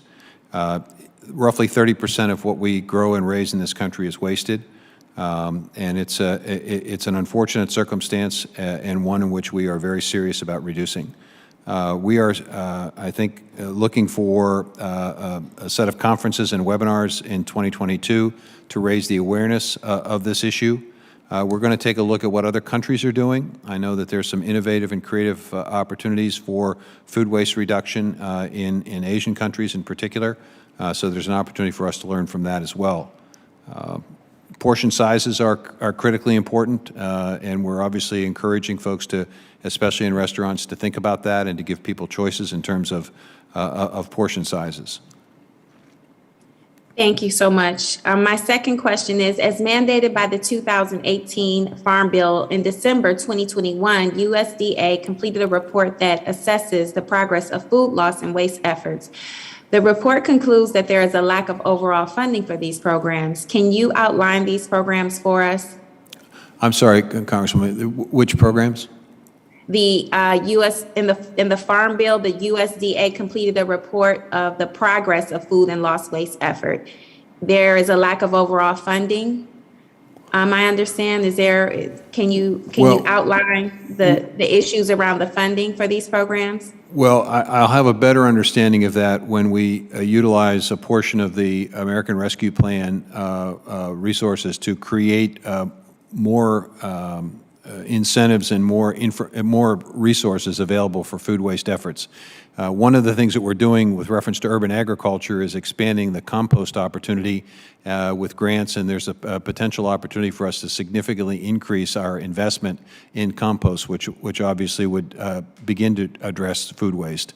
One additional way is to encourage, obviously I mentioned portion size, reduce, and then, of course, there's the issue of recycling as well. So there's a multitude of strategies, and with additional resources from the American Rescue Plan, we should be able to provide additional incentives to advance those strategies so that people become more aware of them. Thank you, and I yield back the balance of my time. The gentleman from South Dakota, Mr. Johnson, is now recognized for 5 minutes. Thank you, Mr. Chairman, and thank you, Mr. Secretary. We've talked a lot about livestock issues in the past year, sir, obviously a source of great interest to you and to me. I mean, the administration, I think, has had some rhetoric suggesting a fair amount of wrongdoing or perhaps anti-competitive behavior among the large four. And there is so much frustration, I think, out in cattle country about these DOJ investigations or about packers and stockyards activity that takes place, and we don't really get any resolution. And I understand there are some reasons for that, but I just wanted to pick your brain, sir. I mean, if we've got concerns about the marketplace, and we announce an investigation seemingly every year, and we never drive to a conclusion, does that actually benefit the marketplace at all? Your thoughts? Well, I think there is action by the Department of Justice on a number of cases that are going through the process, and so you have to let them go through the process before you can make a determination of whether or not they were legitimate or not. We did ask, we recently announced a joint effort between the Department of Justice and USDA, providing an area and an opportunity for people to report anti-competitive activities so that we can learn more of what's going on the ground. In the meantime, obviously what we're doing at USDA is to try to focus on three things. One, creating more competition and capacity. Two, creating more price discovery to the extent that we can get more information on cash sales and more studies to do that. We're obviously interested in that so we have a better understanding of what the market is. And three, making sure that farmers get a fair shake and that they have the ability, if they're not being treated fairly, to basically raise issues, and that gets to the packers and stockyards. And finally, we also want to make sure that consumers get the right information in the country, in the grocery store. If there's a label on a ground beef, a pound of ground beef that says product of the U.S., we want to make sure that consumers understand precisely what that means. So we're in the process of doing a fairly extensive survey to find out if consumers understand what that means and whether they place value on it. Well, I think all that is very well said, and I applaud your efforts in many of those areas, and I would agree. I mean, the current product of the USA label right now, I think it's misleading. I think it provides inaccurate information to consumers. And we've had, I mean, listen, I'm not going to hold you fully accountable or accountable at all for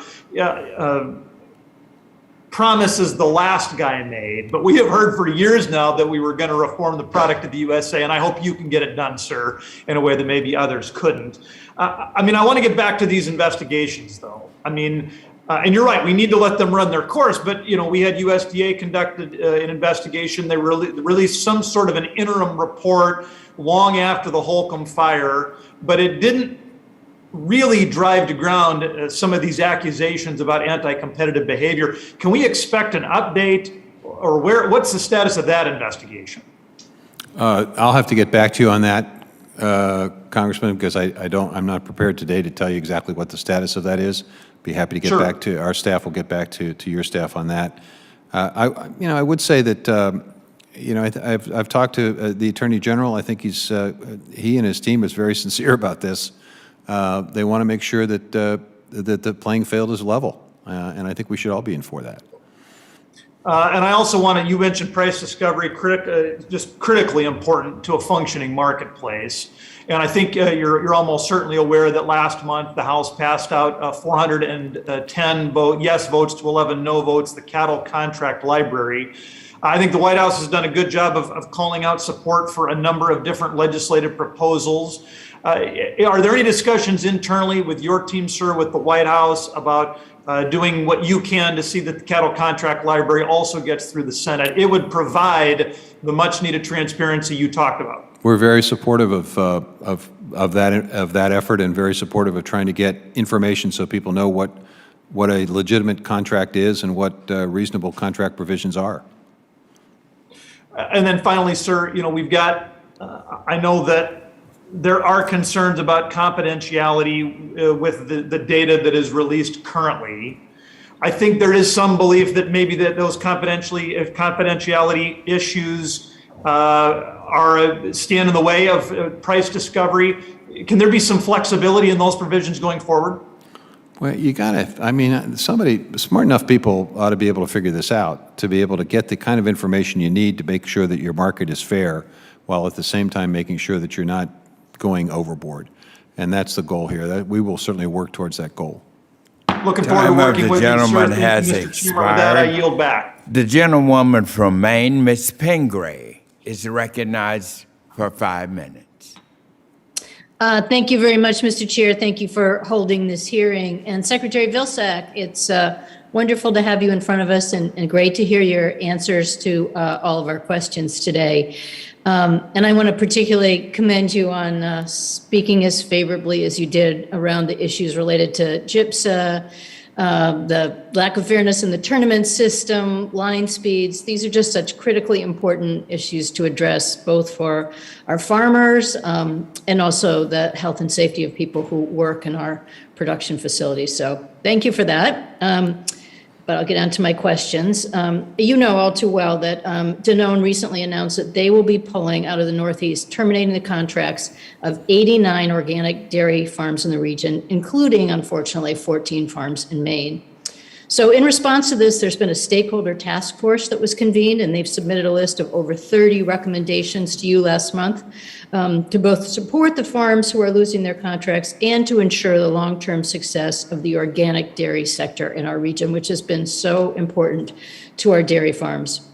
These recommendations encompass everything from building more regional processing capacity to developing new markets, addressing transportation and distribution challenges, a lot of things that could be done. So can you talk to me a little bit about the steps that the USDA is taking to evaluate and act on those recommendations? Well, immediately following Danone's announcement, we basically put together a meeting of commissioners and secretaries of agriculture and encouraged the development of that report. And certainly pleased to see the comprehensive nature of it, addressing a multitude of issues. Issues that not only does the federal government have to be serious about, but also state governments as well, and also the dairy industry. Certainly glad to see that Stonyfield has stepped forward and made a commitment to provide help and assistance, and that Danone has also extended the deadline, if you will. I've seen the report, I've seen the recommendations. I asked for a meeting of our team so that we can go through those recommendations and find out what we can essentially do in terms of providing help and assistance.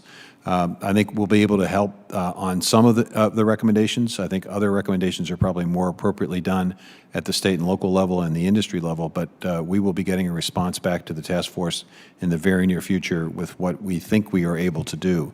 And the good news is I think we have some resources that we can put to bear to provide help and assistance, whereas we're deeply concerned about that. And it's reflective, frankly, of some other challenges that we have in other regions of the country.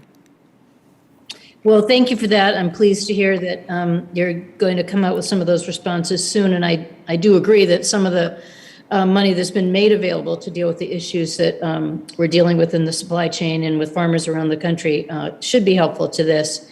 And I just want to reiterate, since I know you have made both climate change and the issues related to consolidation in agriculture top of mind and an important priority for the department, the importance of protecting organic farms when we're thinking about issues related to climate change is so critically important. We do not want to lose that capacity. So keeping them operating is a high priority for our New England delegation.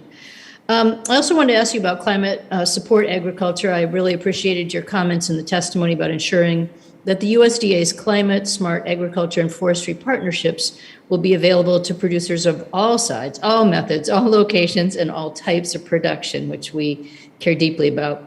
So even though I know you're working out some of the details, can you help us understand how you will structure the program to ensure this commitment is met? The goal here, obviously, is to and hopefully soon, to announce the framework and the process, the application process. And the hope is that we're able to make some decisions on applications in mid-2022.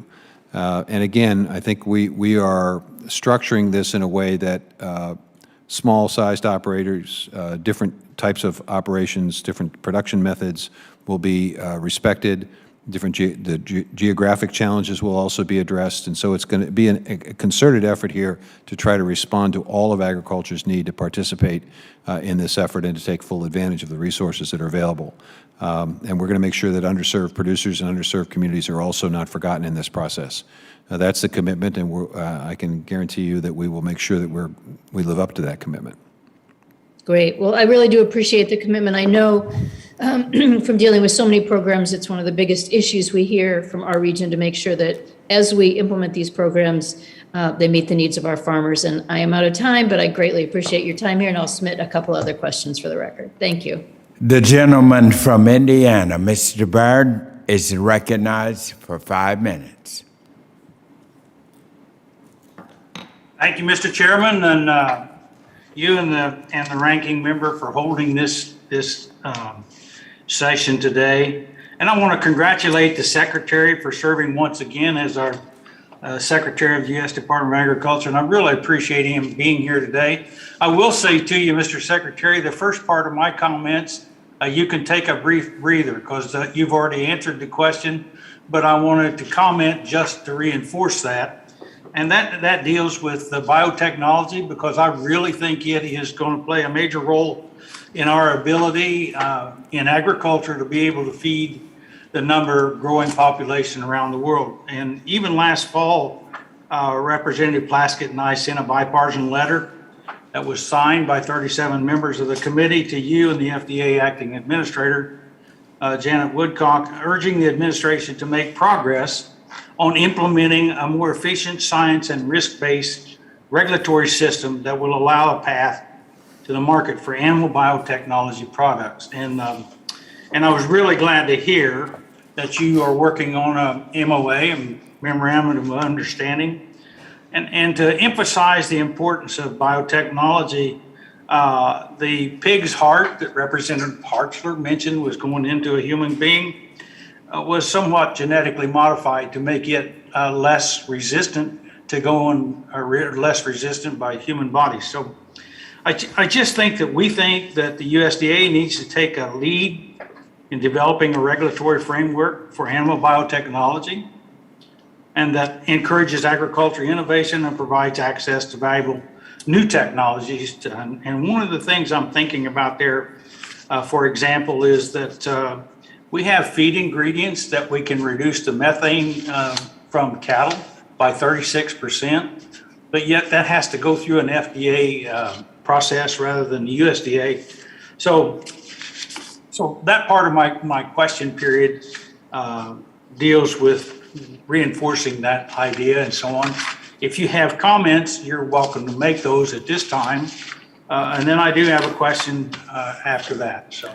Well, let me just respond to the feed issue that you just raised. I agree with you. I think we do need to modernize our regulatory process as it relates to those kinds of feed additives so that we don't treat them necessarily as pharmaceutical products and having to go through a very extensive and very expensive process when other nations are getting the feed additive into their dairy industry, for example, and allowing them to essentially get a market advantage by suggesting that their dairy products, for example, are more sustainably produced. So I agree. I think we do need to have a modernized approach here. Thank you very much. I appreciate that answer very much. So my question now gets down to the pandemic. You know, has been tough on the entire economy, as you well know, and especially on farmers and ranchers. And so the question comes up, the spot market hog production program or pandemic program. I have producers telling me that they've had difficulty in accessing those funds, and so I'm asking you what the current status is and how soon we think we can get that kind of support to our pork producers. Well, we published the notice of funding availability in December 14th. We created a sign-up period from December 15th to February 25th. So we're obviously, we initially set it up. As we set it up, we realized that there were some issues relative to the eligibility requirements that created some challenges. So we're in the process of revising our application process. We hope to get that done very soon, and the expectation is once we do, we hope to be able to see payments made sometime in hopefully March, the March timeframe. Well, thank you. We really appreciate that effort and want to reemphasize how important it is to some of the pork producers and the problems they've endured during this pandemic. So thank you very much, and thank you very much for being here. I yield back. The gentlewoman from New Hampshire, Ms. Custer, is recognized for 5 minutes. Thank you so much, Mr. Chairman, and welcome to Secretary Vilsack. Great to be with you. We appreciate you being here today. For nearly 2 years, our country's been grappling with the COVID-19 pandemic, not only the staggering death toll that it's caused, but also the devastating impact that it's had on our economy. In rural communities, hospitals, and healthcare centers in my district and across this country have been pushed to the brink. Farmers and producers have faced numerous supply chain challenges, and many families have struggled to work and learn from home with insufficient broadband connectivity. The good news is provisions in the American Rescue Plan and the bipartisan infrastructure package, as well as the widespread availability of vaccines and booster shots, are starting to make a tremendous difference. But as the Omicron variant continues to rage, there's no doubt we still have a long way to go toward recovery. Mr. Secretary, there's no lack of ground to cover, so let's dive right in. Last May, I joined 49 other Democratic members in signing a letter to you calling for USDA to dedicate $300 million in relief funding for one-on-one business technical assistance for farms and food businesses. Business technical assistance includes customized coaching for business and marketing, planning, financial and labor management, and succession planning. These skills are essential to the success of small and mid-sized farms like those in my district and their long-term viability. The administration seems to have focused technical assistance on the middle of the supply chain, on underserved communities, and on USDO programming. All of this is important, but there's a much broader need for business technical assistance for farm and food businesses across the nation. Can you share your progress on this request to my colleagues, that my colleagues and I submitted to you? Well, we are in the process of expanding our efforts in terms of the cooperators. I mentioned earlier, we provided $75 million to 20 entities to basically provide additional assistance and help. We expect and anticipate that there's going to be another request for application that will expand that number significantly and expand the reach of our collaborative efforts significantly. So hopefully that will be in part responding to the concern that you have. We're also going to... I'm just going to keep moving along, if you don't mind. We'll look forward to those results. I know it's a very successful program. I also wanted to talk with you about how we can continue to decarbonize the agricultural sector, recognizing farmers for the steps they've already taken and incentivizing further progress. Your Building Blocks for Climate Smart Agriculture report found that on-farm renewable energy technologies and improved energy efficiency offer the biggest opportunity for reducing greenhouse gases. I agree, but I've heard from constituents that the ceiling for the Rural Energy for America program, REAP, needs to be higher, and we need to prioritize small farm projects.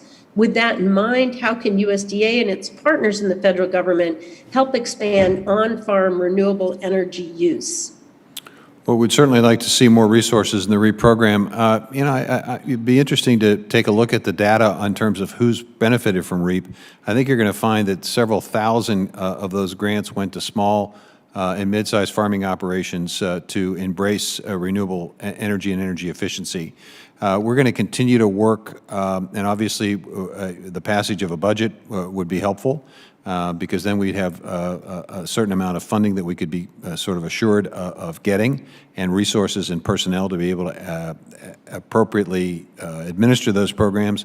I think the Climate Smart Agriculture and Forestry Partnership Initiative is also an opportunity as well for significant pilots and demonstration projects to lift up the decarbonization efforts. So I think there are a multitude of ways in which we can provide help and assistance. Great. And in my final moments, shifting gears to dairy, in just a couple of months, schools will start contracting for their milk supplies for the upcoming school year 2022-2023. There's a long-running discussion about whether schools should be able to offer low-fat flavored milk. Congress has been passing year-to-year riders and appropriations bill to allow low-fat flavored milk, but schools really need the predictability and certainty of knowing what the rules are going to be. I understand your department has submitted a rule to OMB that covers the next 2 school years, which is much appreciated. Could you commit to quickly finalizing regulations that provide schools with the certainty that they need? Gentlelady's time has expired, but Mr. Secretary, you may answer. Yes. Thank you. And I yield back. The gentleman from Ohio, Mr. Balderson, is recognized for 5 minutes. Thank you, Mr. Chairman, and thank you, Secretary Vilsack, for taking time today to come to the committee. So many people in my district across Ohio and throughout rural America still don't have reliable broadband access. I think we all can agree here that what matters most is making sure that we get to a point where every American is connected. That being said, my primary concern is that USDA is not using the funds at its disposal efficiently and in a targeted manner. Last week, Lisa Hone, an expert on the broadband policy at the White House, briefed administration staff and rural stakeholders saying that the USDA's Reconnect program is focusing on very rural areas. Reconnect was created to target those areas, and for the most part, it always has. However, this assurance from Ms. Hone seems to be at odds with USDA's recent changes to the program. In Reconnect Round 3, the definition of underserved was changed from 25 megabytes per second download speeds and 3 megabits per second upload speeds to 100 down, 20 up. Sorry for the confusing numbers there. This was done solely at the discretion of the USDA. This not only brings up overbuilding concerns for areas that already have access to 25 down, 3 up, but also concerns that the USDA will be spending more money upgrading networks in areas where people already at least have some sort of high-speed broadband service, rather than in very rural areas where many households completely lack broadband. To me, it looks like USDA purposely made Round 3 less targeted towards these very rural households. Can you explain why this change was made, and how are you making sure that the third round Reconnect funding will be continued to target households that have no internet access, rather than overbuilding private capital or upgrading networks that already exist? Thank you. The reason for doing this is because we learned from the pandemic that 25.3 isn't sufficient when you're dealing with distance learning, telemedicine, expanded access to a market for small business, precision agriculture on the farm. There is a need for additional capacity, which we learned during the course of the pandemic. So it's equipping rural America to basically have the kind of broadband access that is meaningful and that actually can make a difference. At the same time, the structure of the program does in fact prioritize 25.3. So to your point, I think there are additional points for rural remote areas. There are additional points for cooperatives and nonprofits basically applying for these resources. So the structure of the program, I think, will result in a significant improvement of access to meaningful broadband, and at the same time providing resources to those unserved and underserved areas that you're concerned about because of the way the point system is structured. Okay, thank you very much for the answer. My next question, Mr. Secretary, the Infrastructure Investment and Jobs Act redefined eligible service areas for the Reconnect program from 90% of households underserved to 50%, effectively reducing how targeted the program is towards very rural areas. To that end, are you concerned this reduced threshold will cause Reconnect to be less targeted and create overbuilding of broadband networks in areas that are already receiving funds from other federal broadband programs? A follow-up to that would be what? Go ahead, sir. I'm not, because I think the way in which you can structure the point system that's used to evaluate applications can allow you to ensure that you're directing the program where it's needed most, and also to the fact that there was as well a waiver of the match requirement, which I suspect will also encourage and we'll see applications from areas that have been historically underserved. So I'm not as concerned about the lowering of that threshold as you might be. Okay. Thank you, Mr. Secretary. Mr. Chairman, I yield back my remaining time. The gentleman from Illinois, Ms. Bustos, who is also chair of the subcommittee on general farm commodities and risk management, for 5 minutes. Thank you. All right, thank you very much, Mr. Chair. Mr. Secretary, great to see you. And let me start out by just saying thank you so much for taking the time just late last year when you came to our congressional district, visited Arsenal Island between your home state and mine. And we had an opportunity to host you at our lock and dam there, which is lock and dam 15. And we took a little time that day to talk about the importance of inland waterway infrastructure.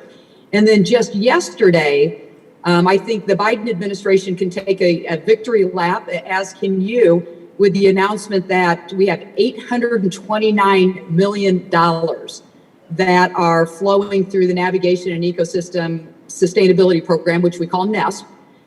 That will be used to modernize the locks and dams along the upper Mississippi River. If you could take just a little bit of time to talk about the impact that modernizing our inland waterways, like those on the upper Mississippi River, will have on the rural agricultural economy. Well, that was a great trip, and I appreciate you arranging it. I learned during that course that we can cut literally in half the time it takes for a barge with soybeans to travel the Mississippi River by improving the lock and dam system. What does that mean? It means that we get that product to port more quickly, less expensively, and as a result, we can price that product for export at a very competitive price. When 30% of what we grow and raise is exported, our ability to compete in a very competitive circumstance for agricultural exports is absolutely directly connected to our advantage of our transportation system. And because of the Infrastructure Investment and Jobs Act, we'll now be in a position to continue to maintain that competitive edge and advantage. And I think that allows us to be confident that we're going to continue to do a lot in exports. I'm pleased that we had a record year in agricultural exports last year, and that's one of the reasons why farm income is up. And we expect and anticipate that we're going to surpass that record this year. But long term, our ability to maintain that competitive edge is directly connected to those improvements. And so it is a very big deal for American agriculture that those resources are going to go to improve the lock and dam systems. I agree. We could not have been more excited with this announcement, and we are so grateful to you and to the whole Biden administration for seeing that this investment is so important, especially in the upper Mississippi. You talked a little bit earlier with Congresswoman Hartzler's questions about the EPA releasing new renewable volume obligations. And so I want to drill down just a little bit deeper there. You know, it sets standards for how much renewable fuel like ethanol, so important to a region like the one I represent, and how that will be required to be blended with gasoline going forth. I was very, very happy to see that the 2022 renewable fuel standard was set at what we would consider back on track, as President Biden promised, with a $15 billion gallon mandate. Can you talk, Mr. Secretary, a little bit to the importance of this higher number for our family farmers in rural America? Well, it's an industry that does three things. One, it supports stability in farm income for those who are producing corn and for biodiesel soybeans. It increases job opportunities in rural areas, and it provides consumers choice and less expensive gas. And it's also beneficial to the environment. So there are four benefits to this industry. That's why it's important in the industry to have stability. And the stability comes not just in setting a number, but in making sure that that number is real. And when you have waivers, as was granted in the previous administration, that number that was given by the previous administration was never real, because you were seeing it dissipated by the granting of waivers. This EPA basically said 65 waivers, not going to grant them, not going to approve them. The number we're giving you is a real number, and you can count on it. And I think the stability is going to be very helpful to this industry. Yeah, those waivers, we like to characterize it as giving out candy on Halloween. They were just given out so indiscriminately and so harmful to those who are in the ethanol business. So thank you for getting that back on track. I had one more question. I'll go ahead and hold off on that in honor of the time that we have left. Thank you so much, Mr. Secretary. We really appreciate you being here. And Mr. Chair, I'll yield back the 22 seconds I have left. Thank you. The gentlewoman from Washington, Ms. Schreier, is recognized for 5 minutes. Ms. Schreier, you may want to unmute. Thank you. Well, thank you very much, Mr. Chairman, and welcome back, Mr. Secretary. I want to mostly focus on the state of the tree fruit industry today. As you know, Washington State is the nation's top producing state for apples, pears, and cherries, many of which are grown in my district, the 8th Congressional District. And I have heard from a lot of growers in my district lately about really the precarious state of the industry right now. Trade wars and the resulting retaliatory tariffs in India and China continue to harm Washington apple growers who export about a third of their crop. For example, India was a $120 million market for Washington, and last year that fell 83% to just excuse me, $20 million. So growers really risk permanently losing access to these markets if our trade partners move. So I guess my first just request, it's not even a question for you, is just to continue to work on supply chains and on trade so that they can keep these export markets. Also, growers in my district know firsthand the challenges of navigating climate change, and they had record heat this last summer. And tree fruit is a perennial crop, so trees always sequester carbon, and tillage is not an issue after initial planting. And cover crops, you can't always use them, particularly with cherry trees, because they can spread little cherry disease. And so a lot of the traditional climate-friendly practices, they just don't apply to orchards. And so while orchardists in my district would love to participate and really take advantage of these climate-friendly, climate-supportive programs, current policy discussions focused on carbon markets and conservation programs may fall short of what's needed to really help them adopt fairly costly practices that will further reduce the industry's carbon footprint. So my first question, Secretary Vilsack, is just, as you're thinking about different types of farms and having the farmers at the table, what specific steps is USDA taking to ensure that perennial crops, orchards, are not left behind in these efforts? In the Climate Smart Agriculture and Forestry initiative that we're working on, we're essentially reaching out to producers of all types and basically saying, come to us with a pilot, come to us with a demonstration project that you believe will make an impact in terms of the industry and in terms of climate, and let us figure out how we can help finance that activity on the farm with a large enough group of farmers that we can get data and information that would allow us to create that climate smart commodity I referred to earlier. So there's nothing restricting the ability of the tree fruit industry from coming together with a program that is specifically designed to meet their needs to do what they can do in terms of a carbon footprint, and come to us with an application for resources to be able to fund that. And then we would partner with a land-grant university or other entity that would allow us to collect the data and the information that would establish the standards so that when they begin to export or when they begin to sell domestically, they're in a position to be able to say to their customer, this is a sustainably produced product and here's the proof and the reason for it. I would encourage them to apply.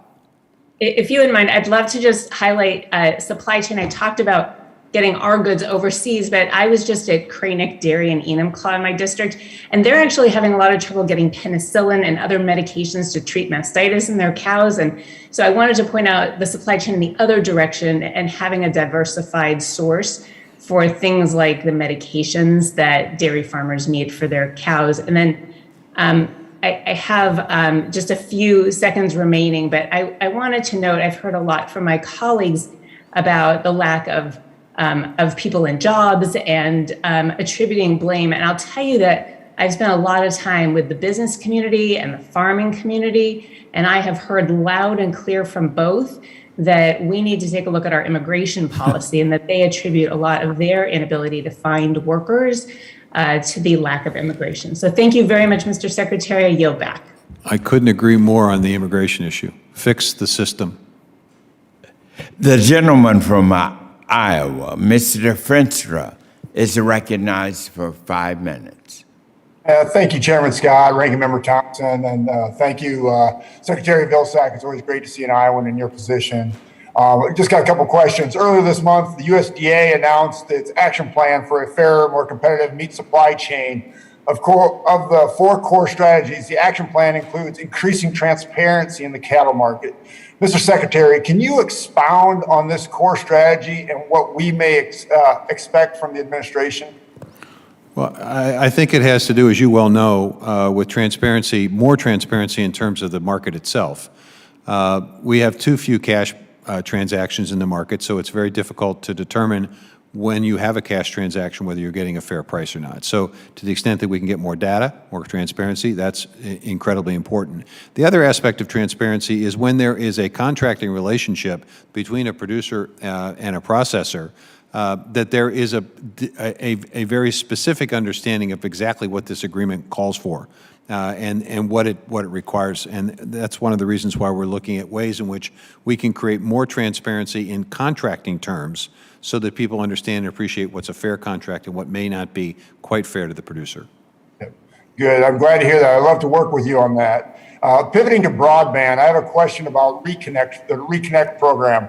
As you know, Iowa has the most community-based broadband providers of any state in the country, and they have been working tirelessly to ensure Iowa has a robust fiber broadband connection. However, it's my understanding that the scoring criteria for the third round of Reconnect program puts the providers at a 15-point disadvantage on grant applications because their companies aren't local governments, nonprofits, and cooperatives. I find that really concerning. Mr. Secretary, these are local family-owned commercial companies that are providing a service to rural Iowa. Will you, based on your track record in serving rural Americans, will you look into this concern and consider revising this new policy at our US?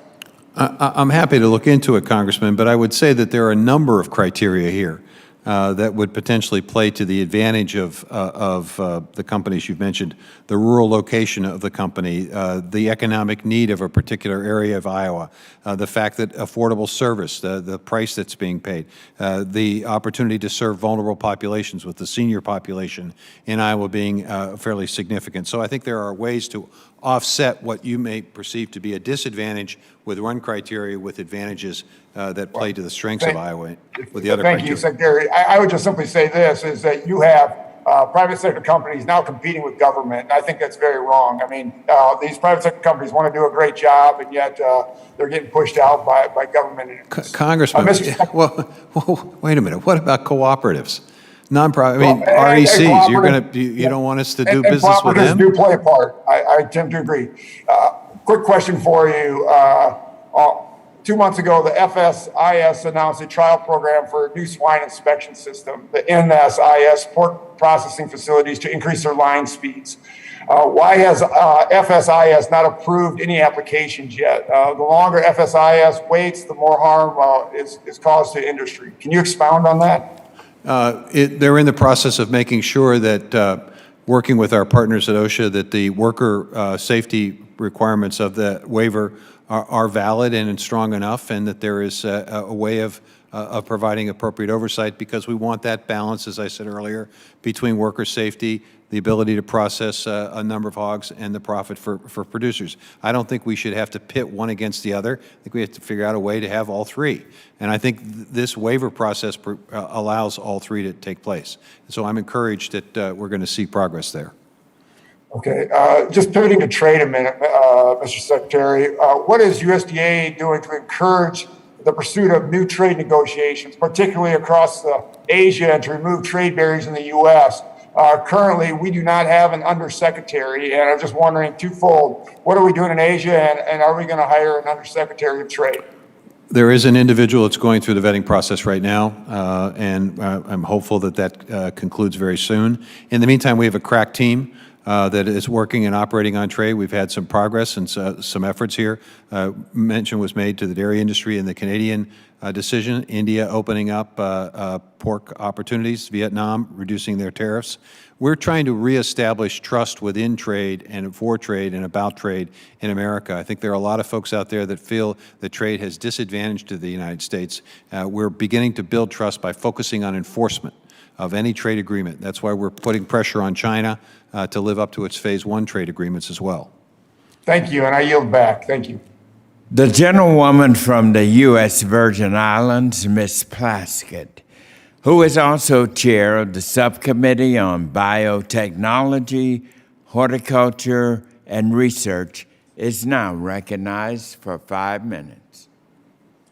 Thank you, Mr. Chairman, for providing this venue for us to have discussion with the Secretary of Agriculture. I believe that this is so timely as we move into hearings regarding the Farm Bill. And thank you to Mr. Secretary for your support of farmers, ranchers, and food systems in the United States. I wanted to ask you, you have mentioned quite often in your discussion, in your testimony, three phrases that you have discussed: rigid, consolidated, and fragile. Of course, we understand the fragile portion of that, and you've also given us some highlights about the consolidation that's occurring with big business. But could you elaborate a little, just for my own edification? I was really intrigued by those three words and descriptions of the Agriculture Department that you meant, what you meant by rigid. Well, I mentioned earlier that there's a shift in consumption patterns in the United States post-pandemic. Pre-pandemic, 50% of our food was consumed outside the home, 50% in the home. And we actually have now seen about a 60-40 split between 40% restaurants, 60% at home. The rigid nature of packaging, of the way in which the food processing industry had basically gotten comfortable with that ratio, gotten comfortable with the supply chains that fed that ratio, now a bit of disruption. The same thing is happening also on schools, where individual companies that were distributing to schools for whatever reason believe there's better opportunity someplace else, and now they are beginning to shift. And that shift has created a great deal of frustration and stress on the part of nutrition officials at schools. So it's the rigidity, the ability to transition from one consumption pattern to another consumption pattern it's not easy. The transition has not been easy, and that's the reason why we have some of the challenges we have today. We're going to work through them. Thank you. We're going to try to provide more flexibility in our system. And part of that, I'm sorry, part of it is having a local and regional food system that complements that more rigid national distribution system. A complementary system is necessary. Thank you. Wanted to move on to the microgrants for food security programs in U.S. territories. As you heard, I represent the Virgin Islands. And of course, you're aware that the non-contiguous United States, that is U.S. territories, along with Hawaii and Alaska, have been provided through the Agricultural Improvement Act of 2018, a new program to provide microgrants through small-scale gardening, herding, and livestock operations. Can you speak to the success of this program as we approach the next Farm Bill? Has the program been successful at reducing food insecurity and developing local food systems in these communities? Is there an increase in authorization amount, currently at $10 million across all 10 eligible jurisdictions, warranted as we consider the next Farm Bill? I think anything and everything we can do to create the capacity of local and regional food systems to be structured and created is beneficial. It's beneficial in terms of addressing food insecurity and nutrition insecurity. It's beneficial in terms of job creation. It's beneficial in terms of communities, a sense of community and a connection that people have with their food supply and an appreciation for those who produce it. So anything we can do to help create that structure, because in addition, by doing it, you create a much more resilient and less rigid food system that we have in the country today. Now, that's the intent of the program, but if you could have your staff get back to me as to whether or not they've seen any quantifiable difference in the food security and issues that those territories have, I'd appreciate it. And in my last remaining time, the renewable energy in the Virgin Islands and Puerto Rico. As you know, the viability and sustainability of energy in the U.S. Virgin Islands and Puerto Rico is the utmost importance for the well-being of our rural communities. So much of our area is in fact rural. Energy costs in our islands are higher than anywhere in the country, and our geographic locations leave us vulnerable to climate change, but also provide opportunities for adaptation of innovation in resources. Congressman Ted Lieu and I have introduced the renewable energy for those islands to create a small new grant program within the Agriculture Department in which grants may be awarded to nonprofits to facilitate projects. Can you provide any perspective on the soundness of a small... The lady's time has expired. However, Mr. Well, Secretary, you may respond. I'll have our staff reach back out to the Congresswoman's staff to provide any additional information in response to that question. The Thank you very gentle much. lady from Thank you so Illinois, much, sir. Ms. Miller, is now recognized for 5 minutes. Thank you. Mr. Secretary, a consistent concern from my fellow farmers has to do with the skyrocketing costs of critical inputs like fertilizer.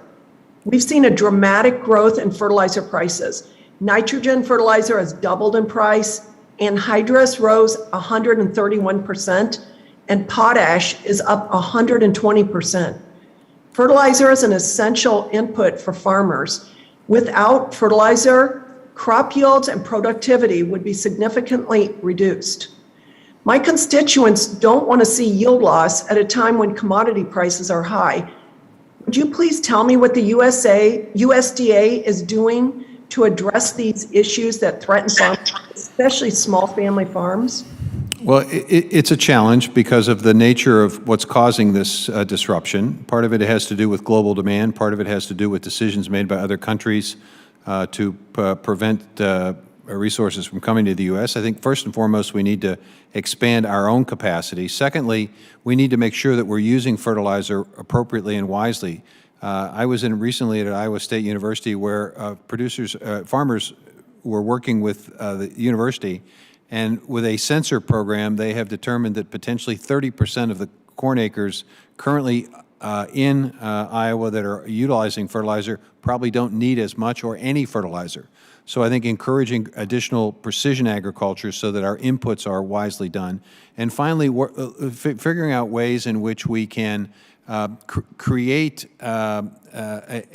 vehicles that will compensate farmers if, in fact, they decide to apply less. So we have this split nitrogen crop insurance program now that essentially says if you only apply nitrogen once during the year as opposed to twice, if you have a reduction, then there's crop insurance that can protect you against that reduction. So I think there are a multitude of strategies here to try to address the longer-term issue. In the short term, I think we're going to try to focus on precision agriculture and making sure that we use what resources we have wisely.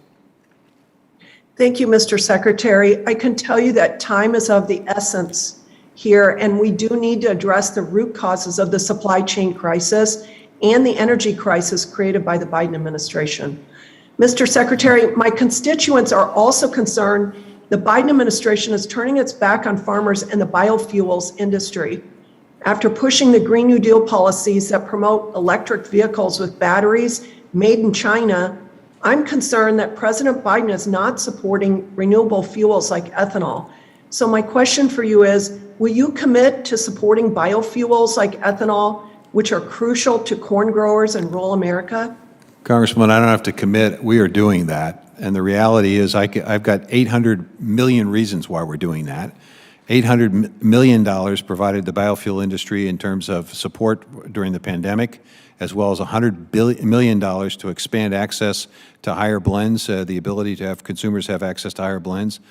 65 waivers that might have been granted in the Trump administration that were denied by the CPA, a record amount of volume for 2022 under the RFS, the grand challenge in aviation fuel to create a 36 billion gallon industry of 100% drop in biofuel for our aviation industry has been launched by this administration. So I think it is very unfair to suggest that this administration has not been supportive of the biofuel industry.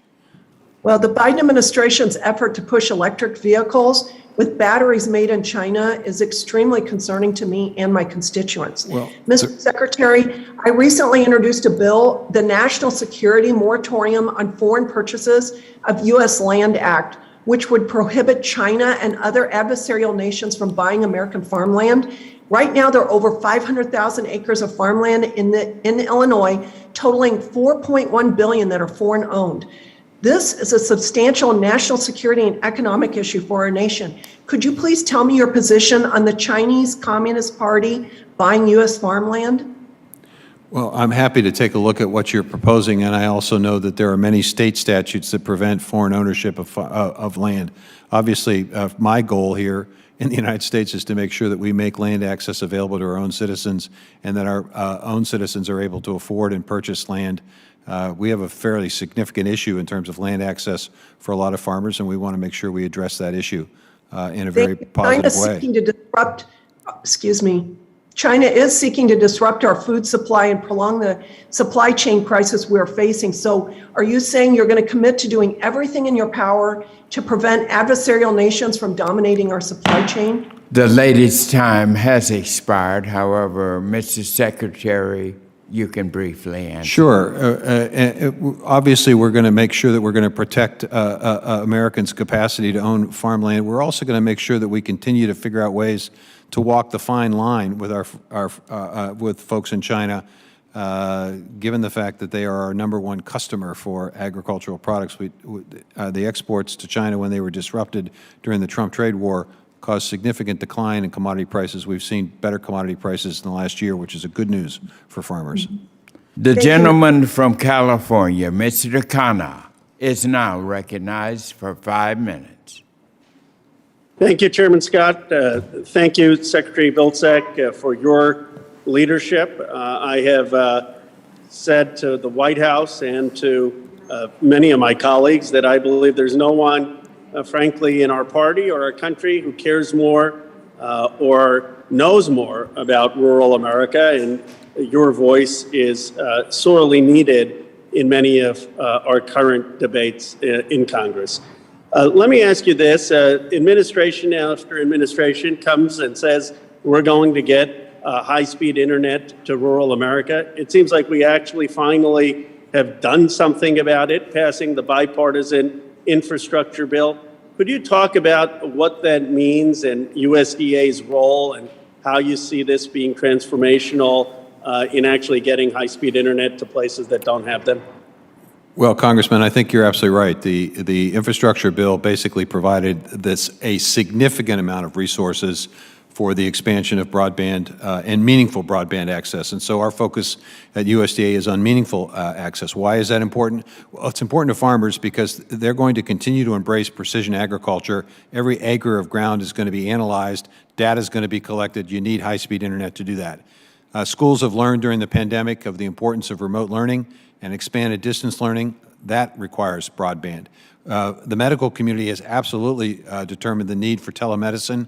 I've been to clinics, I've been to hospitals who absolutely need these in rural areas to be able to access expert assistance and help for their patients. That requires rural broadband. Small business wants to expand their market opportunities beyond maybe the community that they are located in to the world. That requires high-speed broadband access. And so there are multiple reasons why this is incredibly important for rural America. We cannot let rural America be left behind here. I think with the resources that you all have provided, with the Department of Commerce, the FCC, and us, that we're going to be committed to making sure that these resources are put to use, and so that folks, regardless of where they live, regardless of their zip code, have access to this important technology.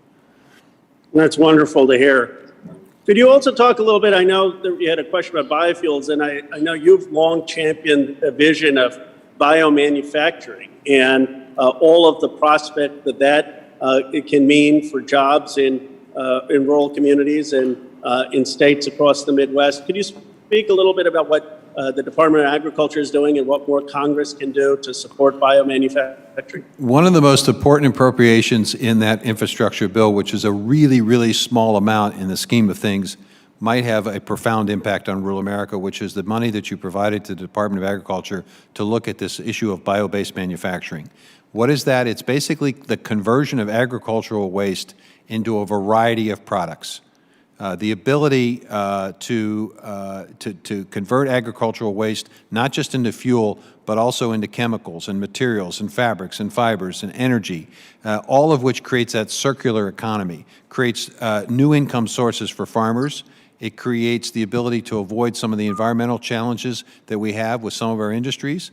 I think there is a day when the issue of lagoons will be something that we talk about as having been in the past. That manure can be converted into a multitude of products. Processing, manufacturing jobs can be created in rural places.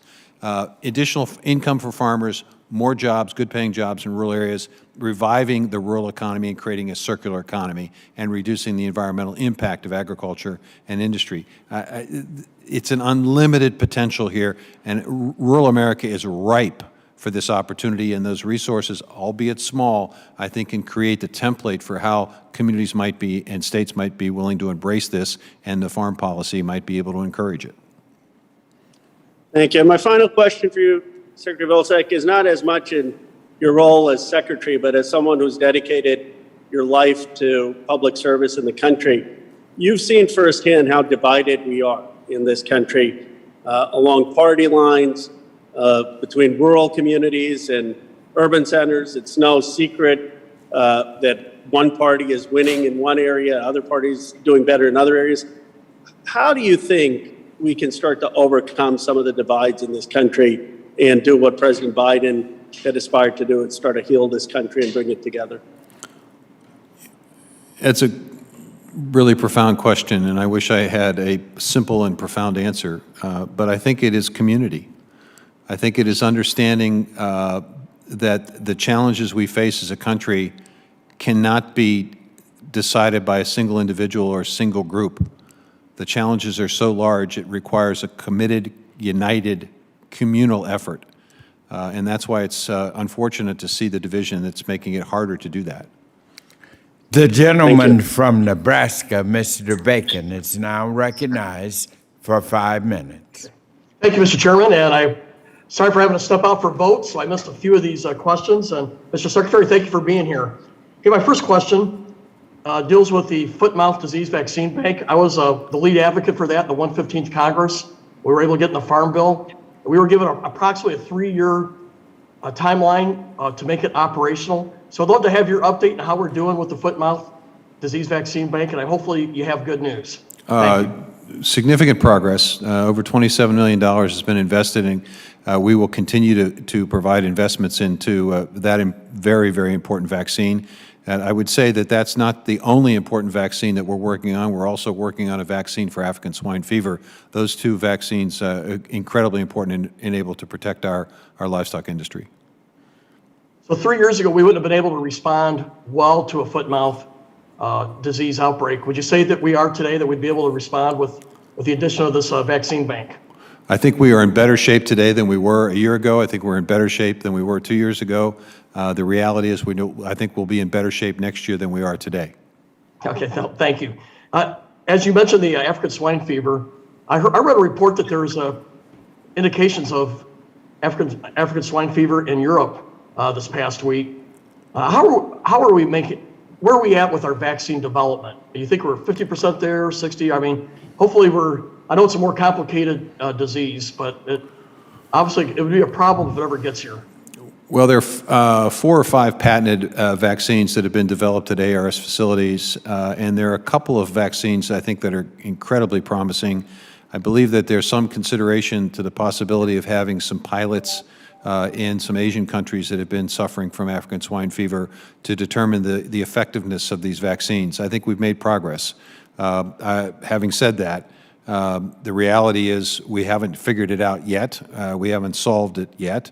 And so we have to make sure it doesn't get into this country. And so as a result of the Haitian and Dominican Republic situation, we are aggressively promoting activities down in that part of the world to basically contain the situation and hopefully over time correct it, making sure that we do everything we can in Puerto Rico and else to prevent anything from coming into the mainland, working with customs to make sure the right questions are being asked at the border, increasing communication in Puerto Rico and areas where there may be potential issues in terms of folks coming in to the mainland from those areas, making sure they're sensitive to all of this. So we're doing everything we possibly can under the circumstances to try to address this as aggressively as we can, but it's not easy. Thank you, Mr. Secretary. And I want to transition to trade, if I may. You know, Nebraska's an export state, much like Iowa.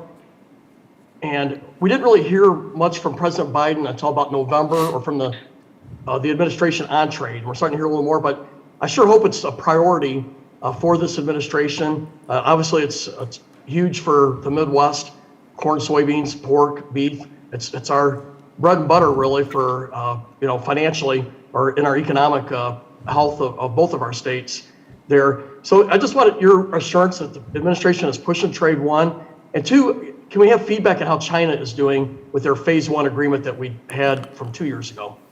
Well, there is a commitment to trade, and it starts with enforcing the trade agreements we have so that people can rebuild the trust in the concept of trade and trading relationships. Let's talk about China. They are $16 billion short of their phase one trade responsibilities from a purchasing perspective. $13 billion in the first year, $3 billion last year. We yet to see what where things will be in 2022.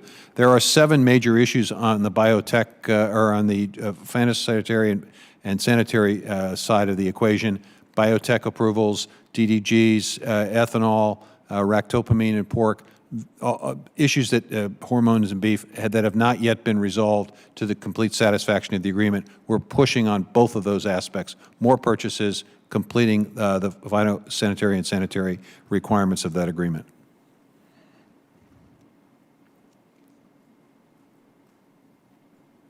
Sorry, I yield back the balance of my time, and thank you for the answers to the questions, sir, Mr. Secretary. Thank you. The gentleman from California, Mr. Garber is now recognized for 5 minutes. Thank you, Mr. Chairman. Welcome, Secretary Vilsack. As you know, Santa Barbara and San Luis Obispo counties are home to a wide array of specialty crop production. Shipping delays and continuing labor shortages have caused supply chain disruptions, which are amplified by the perishable nature of our fresh fruits and vegetables grown in my district. The pandemic has also shown us the high demand for getting fresh and nutritious produce to hungry Americans. Secretary Vilsack, is the USDA taking any steps to ensure its Agriculture Market Service, AMS, commodity purchases for domestic food programs include an increased amount of fresh fruits and vegetables in an effort to better meet broader USDA nutritional guidelines? The answer to that question is yes. In a recently announced flexible temporary food assistance emergency program, TFAP, we allocated $400 million for purchases from local and regional food distributors, with the understanding that they were to provide an opportunity for fresh fruit and produce to be part of those purchases. We've also provided school districts with additional resources with the same directive and the same opportunity for using those additional resources for purchasing of specialty crops. So that is absolutely one of the priorities and one of the areas that we're focused on. Thank you. As you know, labor shortages have continued to be an issue and at the forefront of many of our discussions regarding agriculture. I've met with many stakeholders in my district and had this very same discussion about labor. That is why I was part of a bipartisan group of members that worked to pass the Farm Workforce Modernization Act last March, which is currently pending action in the Senate. Can you touch on what the Biden administration is doing to help advance this important legislation? And on a related note, could you elaborate on the USDA's efforts to conduct research on mechanization technologies, which could also help alleviate labor shortages for specialty crop growers and at the same time improve conditions for farm workers? Well, I know that there is research at land-grant universities that we are funding in terms of robotics and the ability of the capacity of the robotics to be able to sense when food is ready to be picked and harvested. I will tell you that, disappointed obviously in the fact that the parliamentarian in the Senate did not allow for the inclusion of the Farm Worker Modernization Act in the Build Back Better legislation that's currently before the Senate. I think there is still an opportunity and a hope that there's enough bipartisan support to get this passed. It is absolutely vital. It's absolutely essential. And I would say it's going to require some political courage on the part of folks to stand up to those who want to use immigration as a political wedge issue. The time for that is over. The time for, especially with labor shortages, I've heard it here today, one of the answers to labor shortages is having a working immigration system. And it requires, I think, a bipartisan effort, and hopefully there are enough people of courage and conviction in the United States Senate to get this done. It's long overdue. Well said. Thank you. The Consolidated Appropriations Act of 2021 included important language extending SNAP eligibility to college students who are eligible for work study and those who have an expected family contribution of 0. However, this flexibility is not permanent, and I'm concerned about the looming hunger cliff that participating college students may ultimately face. How will the end of this provision impact food security among college students? Well, at the present time, because of the extension of the public health emergency, that opportunity still exists for college students. But, you know, Congressman, I think one of the things we have to do is I think we have to begin educating people around the country who these college students are and why they may be slightly different than the college students of a time when I went to school and perhaps when you went to school. There's a significant difference in the population of people going to school with a significant amount of individual challenges that create food insecurity among those young people. And that's one of the reasons why looking at the SNAP program and adjustments to the SNAP program may make some sense given the nature and the breakdown of college students today, which is really different. There are single parents, there are young people who are sort of disconnected from families. There's a variety of challenges these young people face, and I think we have to do a better job of educating folks about precisely who these people are. Thank you very much. My time is up. I yield back. The gentlelady from Florida, Mrs. Kamek, is now recognized for 5 minutes. Well, thank you, Chairman Scott. Thank you to Secretary Vilsack. I appreciate your time here today. I've got a litany of questions, so I'm just going to jump right into them.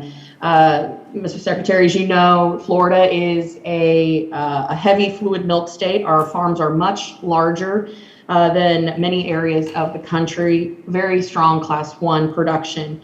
Now, this is in regard to the volatility assistance program.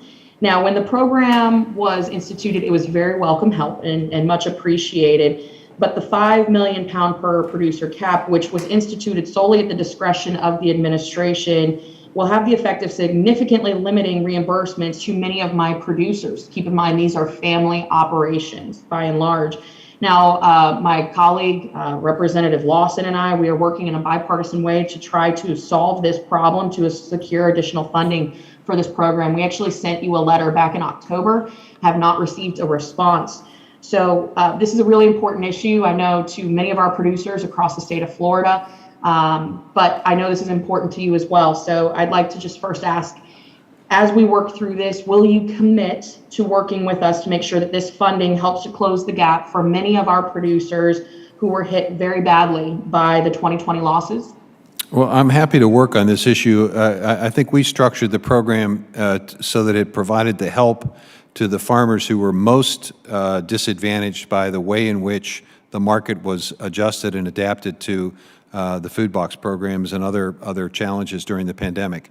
We're obviously looking for ways in which we can provide help and assistance, but I'm not going to be, I'm not going to take I'm not going to apologize, if you will, for the 5 million pound threshold, because it was designed for those very small and mid-sized dairy operations to benefit. We have other things that provided help and assistance to the dairy industry, not the least of which is the Supplemental Dairy Margin Protection Program, and the restructuring of that pretty important to the dairy industry as well. Well, and Mr. Secretary, I understand. I mean, I understand where it was targeted at. We sustained millions in losses. And again, these are family operations. These aren't major corporate entities. Florida, by given, the Class 1 milk market that we are in, we sustained a unique situation in Florida. But I do look forward to working with you on it. I'm going to redirect here now to another topic that I think is really important to highlight, and that's broadband. Obviously, we would like to see some better coordination to make sure that there's not overbuilding, because we have several areas of rural America that programs like Reconnect would be beneficial in, but because of the multiple programs through FCC as well as USDA and others, we're seeing overbuilding as a real issue. But one of the topics that hasn't been touched on here today is, I would think that USDA would want to encourage as many broadband providers as possible to participate in USDA programs, but some of the scoring preferences for round 3 of the Reconnect program seem to work against that goal. Now, for example, providers are awarded points in the application process for a quote unquote commitment to net neutrality. That is actually the language in the program. Now, Mr. Secretary, you were fully aware that the net neutrality rules were repealed by the FCC in 2018, correct? Well, I'm also aware of the fact that we want to make sure that folks have access to as much capacity and much opportunity to use the internet as possible, and that they shouldn't necessarily be restricted or confined to choices that the provider provides. And that's the reason here, is to make sure that folks have the full range of capacities available with the internet. So what does the department plan to do to police the net neutrality, because this is USDA, not FCC, if the provider is not living up to the obligations to commit to net neutrality? How does that benefit the deployment of a variety of different services and providers in rural America? Well, the point of this is to make sure in the application that there is a process and a mechanism by which we can assure performance. And obviously there is resources being provided over a period of time, and if it turns out that the services are not what people have promised, why then there are recourses to basically suggest a repayment of those resources. And so at the end of the day, it's financially beneficial for folks to try to see if they can live up to their responsibilities in their application. If they don't want to use that, if they don't want to make that commitment, they don't have to make that commitment. I'm so sorry, I got to reclaim my time. I only have a few seconds left. So at this point, I would like to request a step-by-step plan from the department on its enforcement, how you define net neutrality, how that is contradictory to the FCC rules that were repealed in 2018. And I would certainly appreciate a follow-up from you, Mr. Secretary. And with that, I yield back. Thank you. The gentleman from California, Mr. Harder, is now recognized for 5 minutes. Thank you so much, Mr. Chairman, and thank you, Mr. Secretary, for joining us this afternoon. I really appreciated your chance to connect and come to our district, even virtually, last year. One of the topics that we spent a lot of time discussing was wildfires, and especially what the department's plan is going to be. And I appreciate the rollout this week of how the bipartisan infrastructure deal is going to inform some of the investments that the department is going to make to make sure that we hopefully can prevent some of these terrible fires we've seen over the last couple of years across the West. One of the challenges there is reimbursements, especially for our local fire departments. I was talking to one of the fire chiefs in our city of Patterson recently, and he let me know that he had to wait over a year before he could get reimbursement from the Forest Service for one of the fires that they actually help support. And this is becoming more and more common as these fires are getting bigger. We're having more local fire departments spend weeks, even months, on this federal land, helping support the Forest Service. And it's not just the timing of the reimbursements that's often so long, it's the clarity of what exactly they're getting. I've talked to some of our fire departments who have told me that one document will say one amount and another document will say another, and it's really hard for them to understand how much they're actually being reimbursed. I know there's cost-sharing agreements that govern this, but the GAO recently published a report that noted all the ways in which this seems to be falling short, and some of the challenges that it inflicts on our local fire departments. Can you talk about what the department is planning to do to address the GAO's concerns on reimbursement for these wildfires to our local fire departments? We're going to try to simplify the process a bit, but I would say that oftentimes the challenge is actually getting information, and especially in California, getting information back from the local communities in terms of what they are seeking reimbursement for. So I think it's a two-way street here in terms of transparency and cooperation. But I do understand and appreciate that we need to speed up the process, and I think we're committed to doing that if we are able to get the same level of cooperation from the local folks. Well, that's great to hear. It's just puts folks in a really tough spot, especially when we have very small fire departments or even volunteer fire departments, to have a huge portion of their budget be very unclear for months, even up to a year or longer. I'll be introducing legislation soon that suggests a couple fixes to addressing this. I'd love to get any comments from the department and you and your team if there's things that we could be doing at a legislative level to support. Can I count on your support of that legislation to try to do what we can to address this issue? We'll be happy to provide you the technical assistance you need, Congressman. Well, thank you. I appreciate it. I also wanted to ask another question about the wildfire plan that came out this week based on the bipartisan infrastructure investments that we passed last year. One of the things that this plan is intended to do is to triple the number of acres, up to 75 million acres over the next 10 years, is my understanding, of trying to do more reduction of fuels to try to make sure that these fires don't continue to be as bad as they are. What further investments, if any, do you think are necessary to try to get this wildfire challenge under control? Well, I would say that a consistency in funding is necessary. I think what you all have provided in the Infrastructure Investment and Jobs Act, which the President supported and pushed, is sufficient resources for the next couple of years. The question is whether or not we are in a position to have that same level of funding and support for years 4, 5, 6, 7, 8, 9, and 10, because it's going to take a while for us to get the hazardous fuel reduction down. It's going to take us a while to do the reforestation and the restoration work that needs to be done in areas that have already been impacted by fire. So I think consistency in funding would be how I would respond to your question. But it's great that we have these resources. I know the Forest Service and the Department of Interior are going to work very collaboratively with state and local folks to do as much work as possible. It's a 350% increase in the level of commitment and funding for hazardous fuel reduction. So I think, and it's going to be focused on the areas of highest risk to communities. So hopefully over time, people will begin to see fewer catastrophic fires and certainly less risk to people and property and to key forest areas. Wonderful. Thank you so much. The gentleman from Alabama, Mr. Moore, is recognized for 5 minutes. Thank you, Mr. Chairman. Earlier in your response to Mr. Allen, you mentioned a court case regarding poultry line speeds and the potential for a pilot program similar to the one announced for pork plants in November.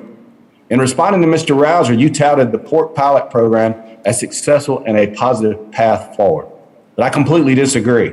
The affected pork plants were already operating safe and at higher speeds before this administration failed to defend the NSIS program. And since the new pilot program was announced in November, none of the plants have been approved to participate.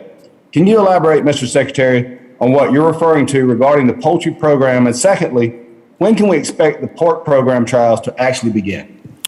Well, we're anxious to approve the 5 companies that have made a request and making sure that it is consistent with the promise and commitment that we've made to try to balance worker safety, plant speeds, and profits for farmers.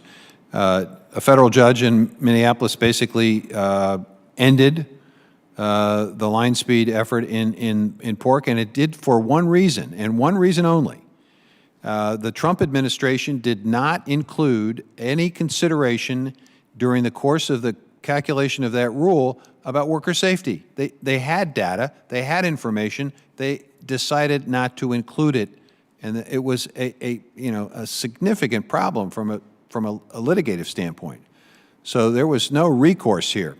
So the recourse is, what do you do in the face of a federal judge that basically strikes the rule? You go back to the companies in the industry and say, how can we work through this? And that's what we did. And I think we're going to see these approvals in the very near future.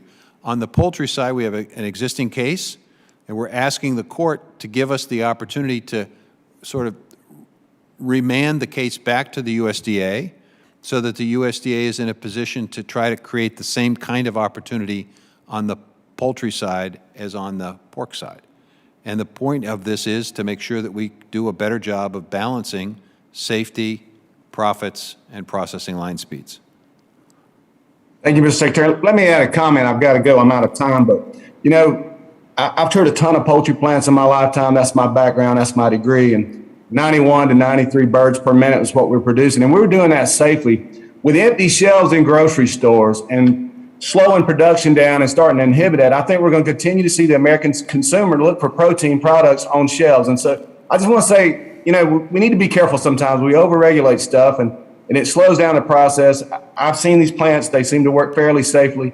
And the American consumer right now needs food on shelves, and we don't need more regulations. Thank you, and my time's up. The gentlewoman from Iowa, Ms. Axney, is recognized for 5 minutes. Thank you, Chairman, and thank you, Secretary Vilsack, for being here. It's always good to be here with my former boss from the state of Iowa and my current constituent. So thank you so much, Secretary, for all the work that you're doing. And I also want to thank you and President Biden for the announcement this month on increasing competition and resiliency in our cattle markets. As you know, the lack of competition and transparency is critical for Iowa's independent cattle producers, and the funds announced by the USDA will go a heck of a long way to expand processing options for those folks. So my first question is, in regard to the announcement, it also referenced my legislation, the Cattle Price Discovery and Transparency Act, bipartisan legislation that will help facilitate actual negotiations of pricing between producers and packers through establishing a regional minimum for the cash market.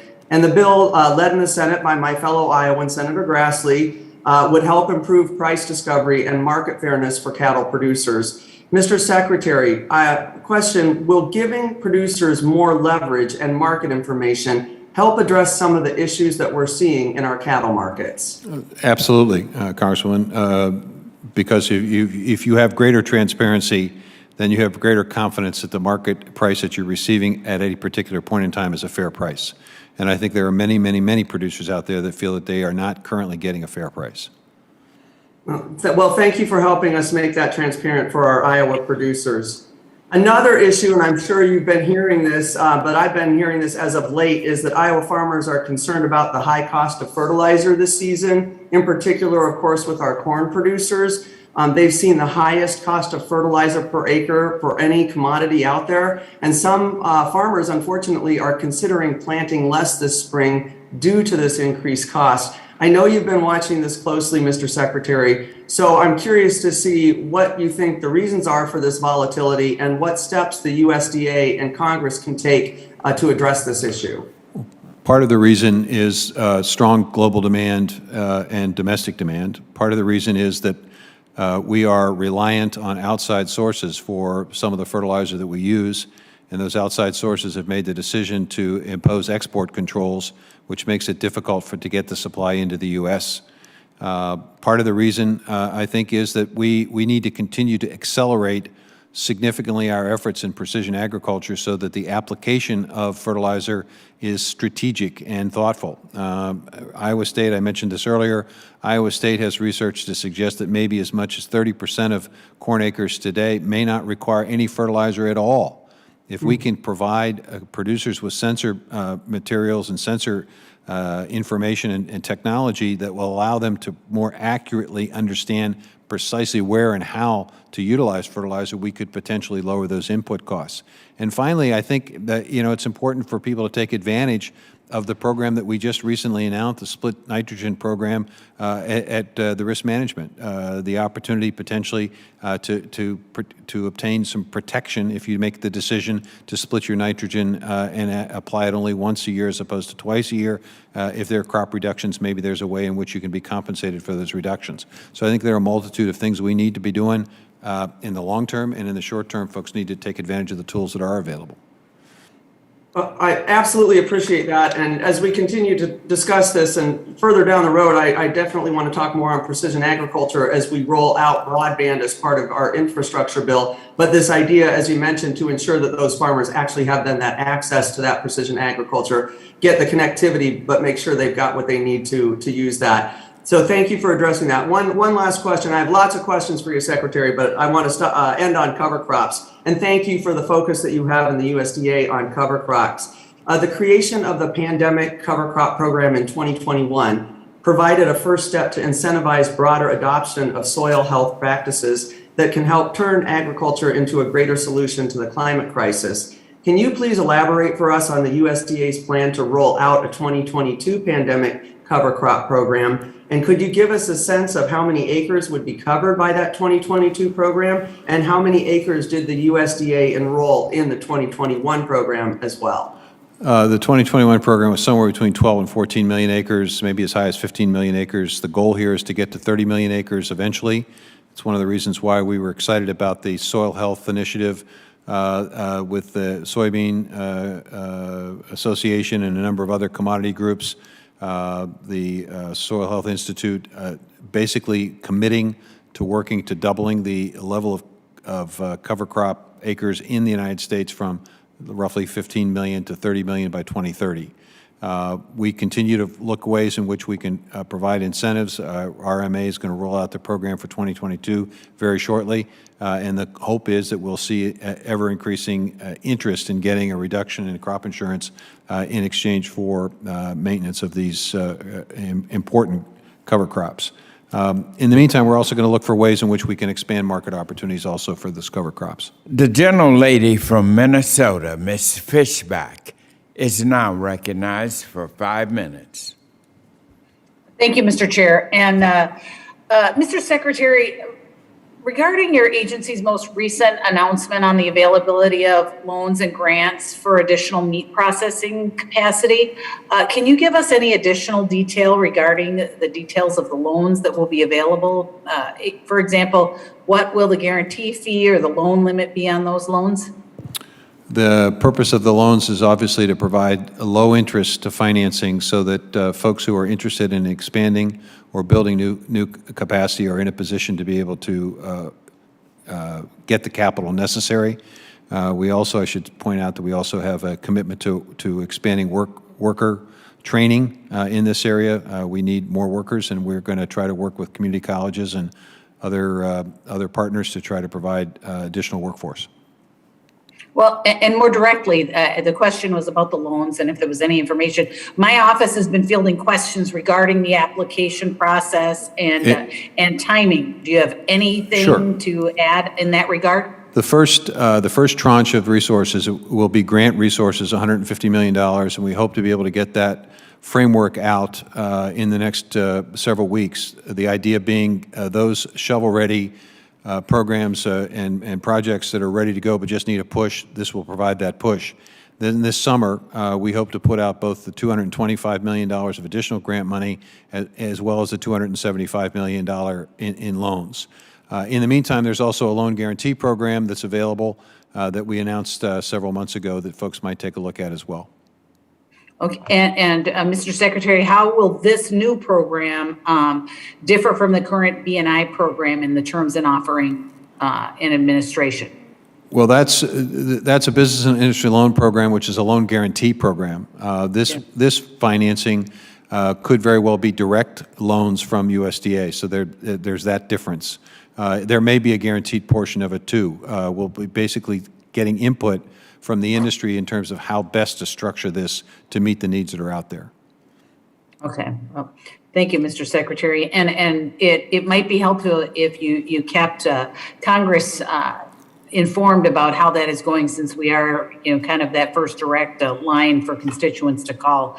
But switching gears a little bit, you mentioned earlier, I believe it was in your opening comments, or at least one of the very first questions, about keeping dollars in rural areas. So with that in mind, I wanted to just ask about some of the renewable fuels and, cutting the amount of renewable fuels that are blended increases the level of petroleum-based products in the marketplace, hampering our efforts to fight climate change. And despite the fact that the administration is considering reducing the renewable volume obligation for biofuels in 2020, 2021, and even 2022, ignoring congressional intent of the RFS implementation, what economic, and particularly economic and climate impacts would reducing biofuel blending have on corn farmers and rural communities throughout the U.S.? Well, let's be clear about this, Congresswoman. The 2022 number is a record amount. It's not a decrease, it's a record amount. And the 20 and 2021 numbers are basically reflecting the reality of the pandemic. So I think it's an honest set of numbers, as opposed to what happened in the previous administration, where numbers were set and then waivers were granted that undercut those numbers. And that was, the announcements were accompanied with 65 waiver denials by the EPA. So I think these numbers are the 2022 number, a historic number, it puts us on a trajectory of growth. And don't forget the aviation biofuel opportunity, which is enormous because it's double the size of the existing biofuel industry. So there's tremendous opportunity here. Mr. Secretary, reclaiming my time, I just have a couple of extra seconds, but I just wanted to say, Mr. Secretary, I hope that you are committed to those biofuels because they are part of the solution for climate change, and they have been forgotten in this new climate change argument that people are making. And so I want to make sure that people understand that they are reducing emissions, and that our USDA Secretary is pushing for that for the farmers that are producing that. Thank you. With that, I yield back. I'm confident that I am one of the most ardent proponents of biofuels anywhere in this country, and have been for years, decades. The gentlelady yields back. The gentleman from California, Mr. Panetta, is now recognized for 5 minutes. Thank you, Mr. Chairman. I appreciate this opportunity and appreciate you holding this hearing where we get to hear from the Secretary of Agriculture. Secretary Vilsack, good to see you, and thank you very much for being here today. Truly appreciate you showing up to Capitol Hill, showing up out in our communities, and basically enduring this long line of questions that you're getting. So thank you. Also, as you may know, I hail from the Central Coast of California, out there in the Salinas, Pajaro, and San Juan valleys. Please know you have an open invitation to come out and see our specialty crop producers, our farmers, and our farm workers. Would love to hear from you out there, and also want to appreciate your considering that going forward. As you know, with our specialty crops, mainly our big issue is harvesting, therefore it takes humans. Obviously, you know well that no technology is yet able to replace the human discernment of when it comes to picking a ripe, safe, clean, aesthetically pleasing strawberry and so many other soft fruits and vegetables.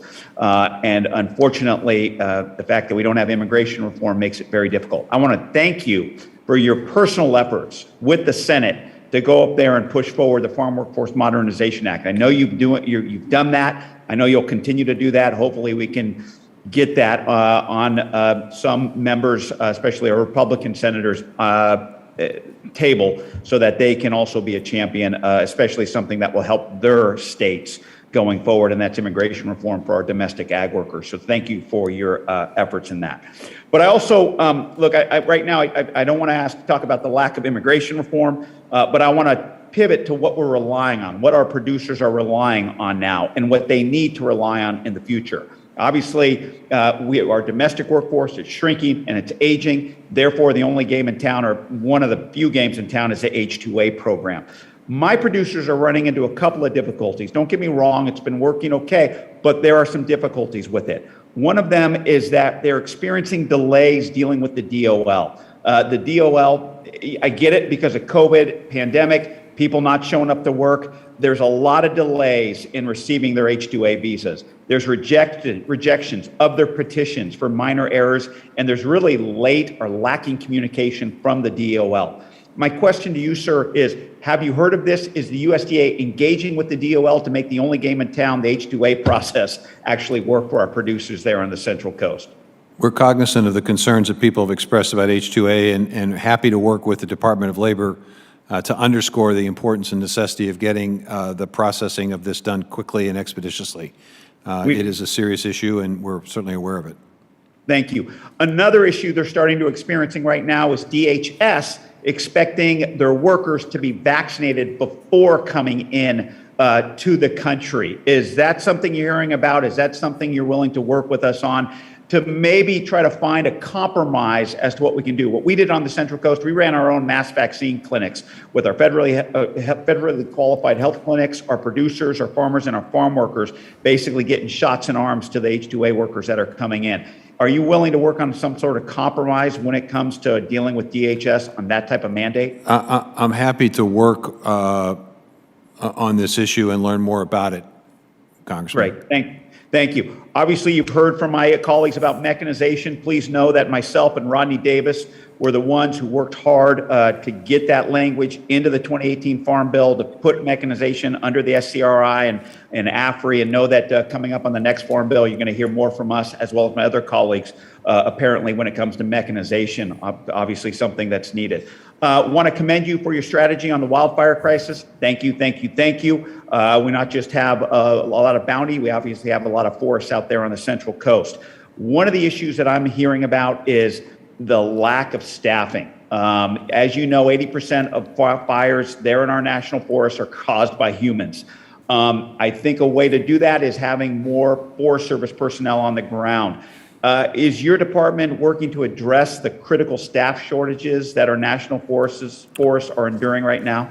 We are. We're converting temporary workers, about 1,000 workers, to full-time status. We're also increasing the compensation and looking at ways in which we can reclassify firefighters to encourage more recruitment.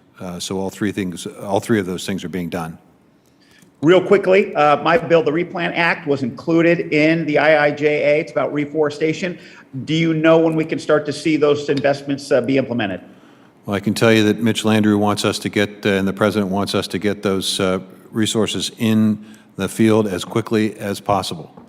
On time, on budget, and on task. Thank you, Mr. Secretary. The gentleman from New York, Mr. Jacobs, is now recognized for 5 minutes. Thank you very much, Mr. Secretary, and thank you for being here today.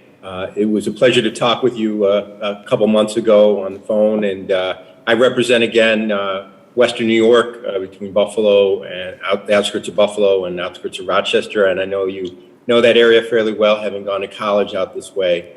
Many of the questions I had have already been asked. I just wanted to touch on one real quick, just to reiterate how important in our region, as you know, right on the border of Canada, is the resolution of this agreement, the dispute resolution ruling in our favor in regards to dairy and the tariffs, and that I know that you're going to work alongside the trade rep to make sure that Canada now adheres to the ruling there, so we can finally open up that market that we've been trying to get into in Canada for our dairy.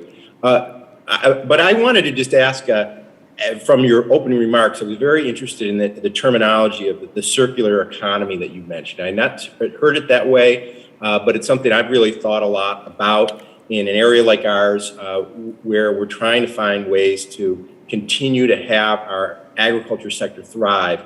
And I've seen a few examples of what I now will call the agriculture economy, the circular economy. We have one ethanol plant in our area, which is fairly rare for our area. And the initiative for that 20 years ago, it's outside Medina, it was that many of the corn producers there were just not able to survive because of the drop in the market prices and other competitions from abroad and so forth. So this corn grower took it on himself and started an ethanol plant. And that plant now is servicing, and they've actually expanded corn growing in that area. We also, in Batavia, New York, filled, the economic development folks there filled an old factory with H.P. Hood, where they make non-dairy creamers and other products, 250 jobs, but also it's a source that the raw materials are coming from our dairy farmers to supply that. So my question to you is, how, in articulating this concept of the circular economy, what can we do to really make that a reality, more commonplace? And I'd just love your thoughts on that, because I think it really is critically important that we do more of that in regions like mine, to assure that farmers can have a thriving future moving forward. Thank you. I think a commitment to more new and better markets, and that sounds like something simple, but the reality is we've got to create different avenues, different ways in which farmers can benefit from whatever they do on their land. Traditionally, they grow crops. In some cases, they feed crops to livestock, and then they sell the livestock. The question is, what can we do to expand beyond those traditional ways while preserving them accessing additional revenue opportunities. So to the extent that farmers could be paid for certain climate-smart agricultural practices and create climate-smart commodities, that's one avenue. To the extent, as your folks have figured out, they can convert agricultural products to a value-added product, whether it's a creamery that produces ice cream or cheese, or whether it's an ethanol production facility, that's another opportunity. I think there are untapped opportunities in terms of agricultural waste, understanding how you essentially can separate the components of agricultural waste. Let me give you an example. In the dairy industry, there's separation capacity now to be able to separate solids from liquids, to reclaim from the liquids a certain organic material that can be used for organic farming. That's a value-added ingredient opportunity that can be sold. You can take the rest of the liquids and reclaim it and utilize it in scarce water resource areas. That's pretty important. You can take the balance, the solids, you can pelletize those solids and basically put it in a bag, and you can basically ship that fertilizer anywhere in the world, or you can break it down even further and create component parts that could go into a chemical, into a material, into a fabric, into an energy project, a wide variety of ways. And so we need to fund the research that allows that to happen. We need to fund the resources, the capital resources that enable those kinds of activities to be located in rural communities. So farmers have additional income opportunities. They create new job opportunities in rural areas. The wealth stays in the rural community. It doesn't travel 1,000 miles away. Thank you. Look forward to working with you on this great concept. The gentleman from Florida, Mr. Lawson, is now recognized for 5 minutes. Thank you, Mr. Chairman Scott, and thanks for having this meeting today. Mr. Vilsack, I want to make sure that I understood what you were saying when Congresswoman Kelmack, when we was talking about the joint effort that we had on a bipartisan basis concerning the dairies and the farming, and you said you wouldn't apologize but to the way things are happening. Maybe I didn't quite understand you. Could you elaborate on that, please? Well, when the food box program was initiated, there was a significant amount of cheese that was purchased for the food box program. Some folks made the decision as a result of that, as they saw prices go up, they made the decision to sort of pull out of the federal marketing order, which distorted the market, and the result was that smaller producers ended up getting perhaps not the price that they thought they would get or the distribution they thought they would get because of that disruption. And so what this was designed to do was designed to provide equity, if you will, by providing some resource to reimburse those smaller producers who were disproportionately impacted and affected by that different pricing mechanism. And so it's designed to provide that kind of assistance and help. And so we set a threshold of 5 million pounds. That was designed to target the resources, target the assistance, target the help. So the joint letter that we sent in October, you all going to still respond to it and see what more can USDA do to help with the disparities that we have. Am I correct? Well, there are other programs that we instituted that may very well provide assistance and help to larger scale producers. The Supplementary Dairy Margin Protection Program, for example, creates an opportunity for people to adjust their production levels so that they are able to purchase or get more coverage and get more assistance. To the extent that they use high-price alfalfa as feed, there was an adjustment made for that, all of which I think plays to the potential for the larger operation. So it's an effort to try to make sure that we are balancing as best we can the help and assistance being provided to the people that need it the most. Okay, thank you for that answer. And I want to say that, as you know, citrus greening continue to devastate farmers across the United States, and especially in Florida. Since 2005, my home state has seen a decrease of 51% of its commercial citrus land, and since 2016, an estimated $4.6 billion have been lost in the Sunshine State. How can we, especially in the next farm bill, well, I might say that because of this disease, the Animal and Plant Health Protection Services, I call it APHIS, has been implemented. how can we, I think we asked for about 50 million that was set aside from congressional appropriation to help with this situation. Is that enough money for us to ask for in order for us to do something about the citrus interest and the disease, citrus disease? Congressman, I think you need to continue to fund research until we figure out how to solve this problem, because it's obviously devastating.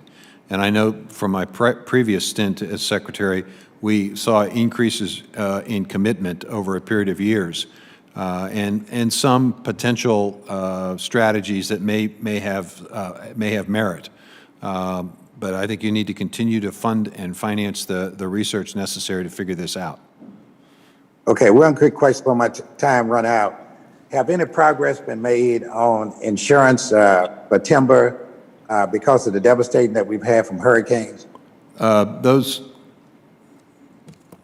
Well, let's see. I'm not sure I understand your question.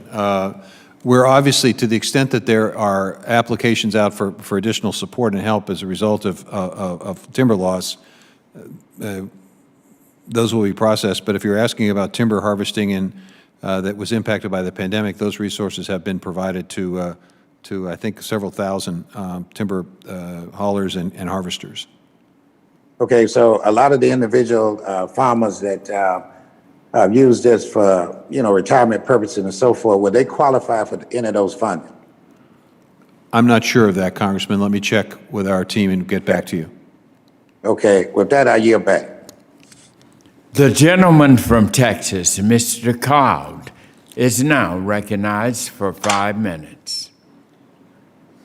Thank you, Chairman, and thank you, Secretary, for being with us today. And I wanted to start off by thanking you for working with our office following the Texas freeze to revise the rule to provide an avenue of relief for aquaculture and specifically our redfish farmers. It was much appreciated, and so thank you very much for that. As you know, of course, we are facing a number of crises in our nation at the moment, and it's certainly affecting our rural communities.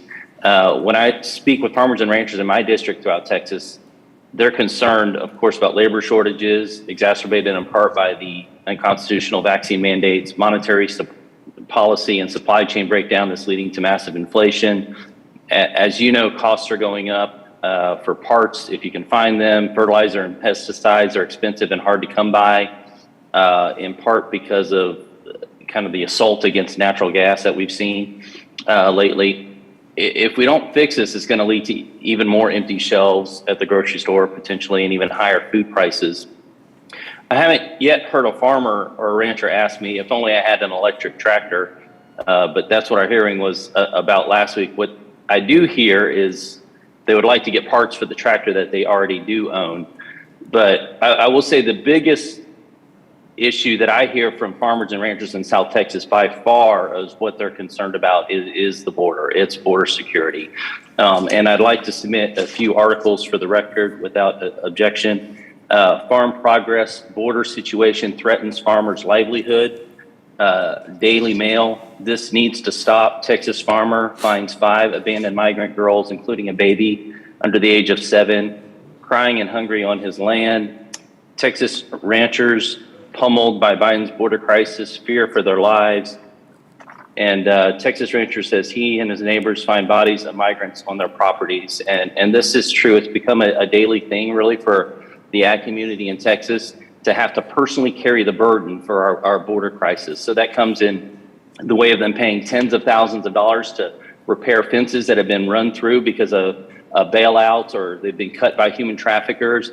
Crops are destroyed or contaminated from foot traffic. Water sources are compromised. Vehicles are stolen. Families do fear for their lives on their own property because of emboldened cartels. And it isn't uncommon to find drugs or tragically dead migrants on their property. And so on June 3rd of last year, the American Farm Bureau Federation sent you, Secretary Mayorkas, and Secretary Haaland, a letter talking about this. It was signed, from what I can tell, is all 50 state farm bureaus as well. Today, they tell me they haven't received a response. And so can you commit to conveying the concerns of the ag community, certainly in Texas, but this was signed by every state, to convey those concerns to the White House? Could you reply to this letter, and then would you be able to work with our office in seeing what we can do to relieve the burden? Again, they're having to personally pay for the burden of what is supposed to be a national security issue. Congressman, first of all, I have personally communicated to 50 state presidents of the Farm Bureau about this issue. We did provide a response, and we do have we do have roughly $3 million of EQIP resources that are now and have been available for some time for producers to be able to be compensated or reimbursed for the expenses that they're incurring as a result of fence repairs and so forth. So that program has been set up.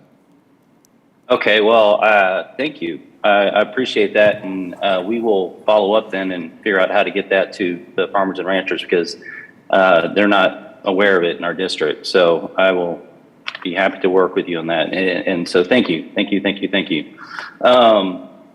One other issue that I do hear a lot about is the issue, though, of the FSA offices and the staffing issues. Again, they're trying to apply and they're having trouble finding employees who can help them. Sometimes the offices are closed. Sometimes they're filling out applications in the parking lot. The staff has said that they're working in a program called Jabber when they're working remotely, and anytime they get a call, apparently they have to log out and log back in, which is creating some inefficiencies. We led a letter from the Oversight Committee that also serve in to the FSA inquiring about the status of reopening and other staffing issues. We haven't received a response to that letter, to my knowledge. Can you reply to that? But then also, could you speak to how many employees, including those in state and in the country, or in county USDA offices, like the Farm Service Agency offices, have been left or forced to leave the USDA as a result of vaccine mandates? And can you speak to how the USDA is weighing religious and medical exemptions from the vaccine mandate? Mr. Chairman, can I respond to that, even though the time's up?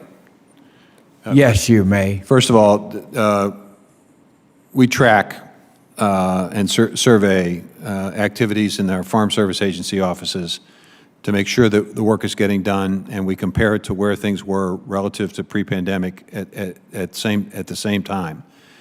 I have seen that survey, and it has indicated that we are on track to do the level of work that was done pre-pandemic. I mentioned earlier the tens of thousands of loans, the billions of dollars that our Farm Service folks have gotten out from pandemic assistance. I will tell you, they've done a remarkable job. They have done a remarkable job.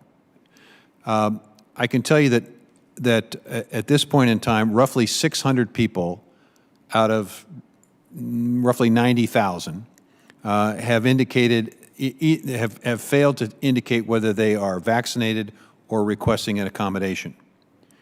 The 89% of folks have been vaccinated. The other folks have requested an accommodation. We're going through those accommodation processes now. A number of them have been granted. And in the meantime, all of those people, all 88% of our workforce and the 10% of our workforce that's requesting accommodation, all of those people are working. Those who are requesting accommodations have just simply been asked to put a mask on, to socially distance, to protect themselves, and to protect their coworkers and their families and their communities. The 600 or so that failed to respond, they've been given several letters and opportunities to respond by either getting vaccinated or to request an accommodation. I think some of them have requested an accommodation, and they've moved into that process, which is good. We have begun, the first part of January, a graduated level of suspension so that folks are given multiple opportunities to make a choice whether to seek an accommodation either for health reasons or for religious reasons, or getting vaccinated. And at the end of the day, the work is getting done. And I just have nothing but admiration for the people that work for the Farm Service Agency, and for all of the people that work at USDA. I think they've done, on balance, a remarkable job under very difficult circumstances. Thank you, Mr. Secretary. Well Thank you, Mr. Secretary. stated. The gentleman from Arizona, Mr. O'Halloran, is now recognized for 5 minutes. Thank you, Mr. Chairman, Ranking Member, for holding this important meeting today. Secretary Vilsack, it was great seeing you once again. It was a pleasure spending time with you out in Arizona on Tuesday. I look forward to working with you on issues facing Arizonans who are dealing with the impacts of wildfires, extreme drought, flooding, cost of food, and obviously making sure our farms in America survive the recent issues that they face with the supply chain. The 10-year fire announcement is long overdue, and I'm pleased that USDA and Forest Service have committed to this plan. Unabated wildfire poses an extreme risk to our communities, families, and businesses, and I look forward to continuing to work closely with you and Chief Moore over the coming years to ensure that this remains on track and that lives and livelihoods are protected. I also want to specifically thank USDA and the Forest Service for their commitment to the Forest Restoration Initiative, or FORFRI. FORFRI has the potential to transform northern Arizona's forest ecosystems, protecting the region from catastrophic wildfire while protecting plant and wildlife diversity and economic development along with our water resources. I also appreciate you visiting a small meat packer in Arizona. The issues of rising food costs are ones that every family is paying attention to. While I appreciate the administration's efforts to reduce food costs, the administration and this committee must work with stakeholders to deliver real relief that Americans deserve. I do want to make a quick comment about Mr. Pedet's staffing issue. I think that law enforcement has to be filled in on one of those areas where staffing is in need. Questions, Secretary Vilsack, I have always been a fierce advocate for dedicated funding for broadband in our rural and tribal communities. USDA's Reconnect program is a key part of that strategy. Since the program's inception, Congress has dedicated over $4 billion for Reconnect, and there clearly is bipartisan support for this program. In this most recent round of applications, USDA increased the eligible areas to include areas that with service less than 120 speeds. While fast service is critical for rural economies to compete, can you discuss how the USDA is continuing to prioritize projects in areas without any broadband, like most of rural Arizona? Well, the folks who go to the top of the list, if you will, from an application perspective, Congressman, are those who don't even have 25.3 speed uploads and download speeds.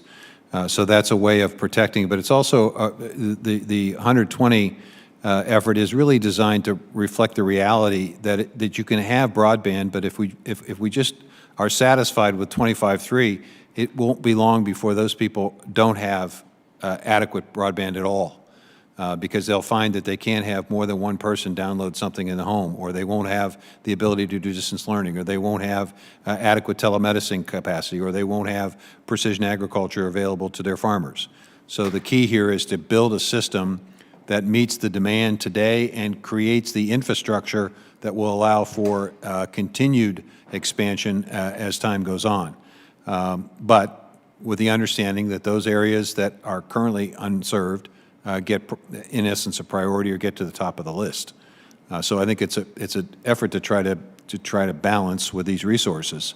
And we've had a number of projects, 181 projects, about $1.5 billion has already been committed from the various programs that you've funded, and we anticipate and expect decisions being made very shortly this year on the $1.15 billion on round 3, and then hopefully round 4 and 5 come after that.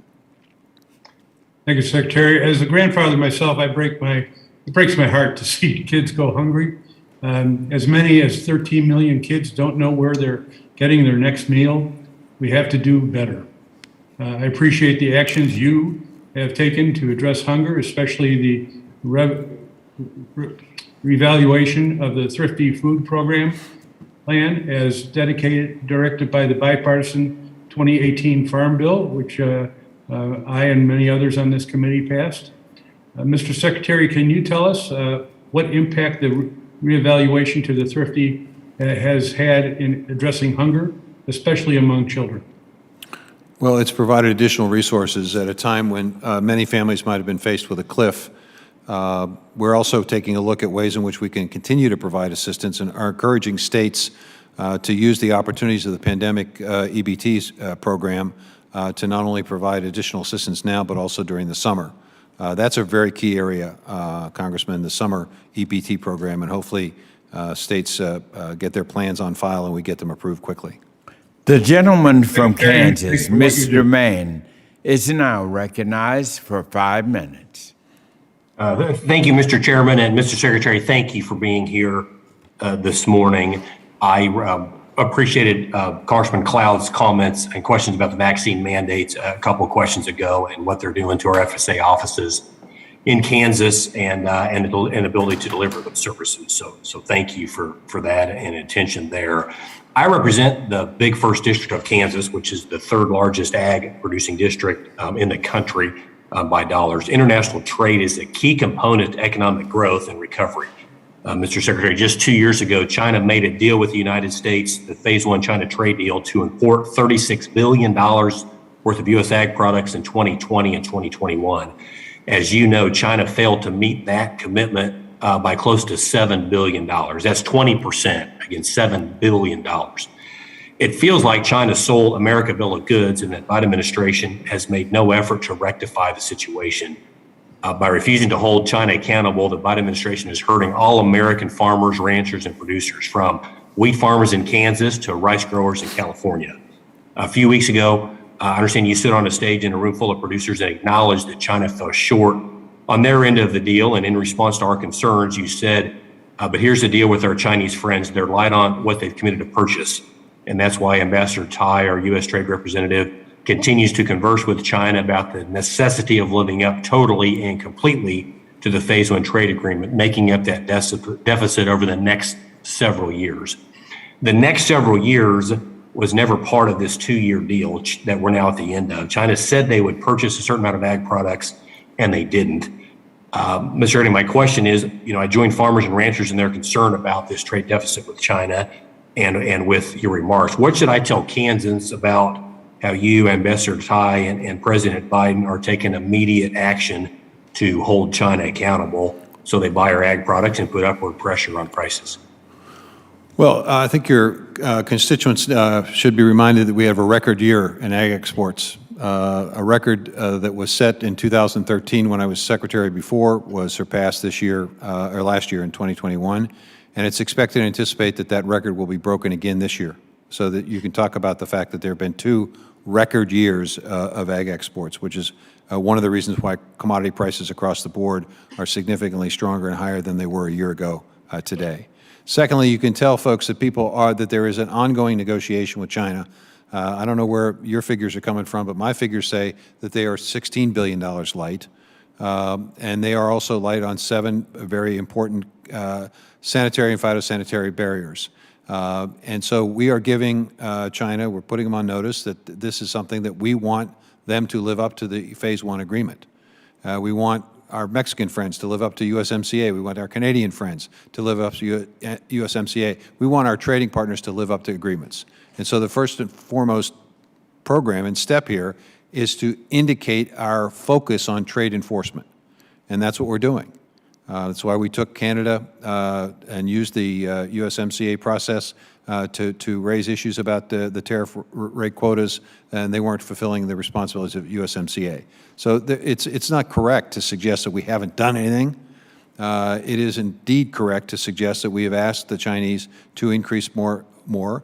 And obviously, if they don't, then there are a wide variety of ways in which we can respond to that, and no doubt we will. Yeah, and my understanding, I think it's numbers I've seen. I think they're 16 billion short on the whole deal, 7 billion short on purchasing our ag products. But whatever it is, they no, it's 16 billion on the ag products. Okay. On the input side, the other big issue that I constantly hear from our producers is we've seen a 4 to 5 times increase in fertilizer costs, dramatically increasing input costs for producers here as we're starting to head into the spring. I know that you were asking about this earlier, and I think the response was that we should tell producers to decrease the use of fertilizer. That's not going to cut it for my producers who have had plans in place and crop rotations and such for years.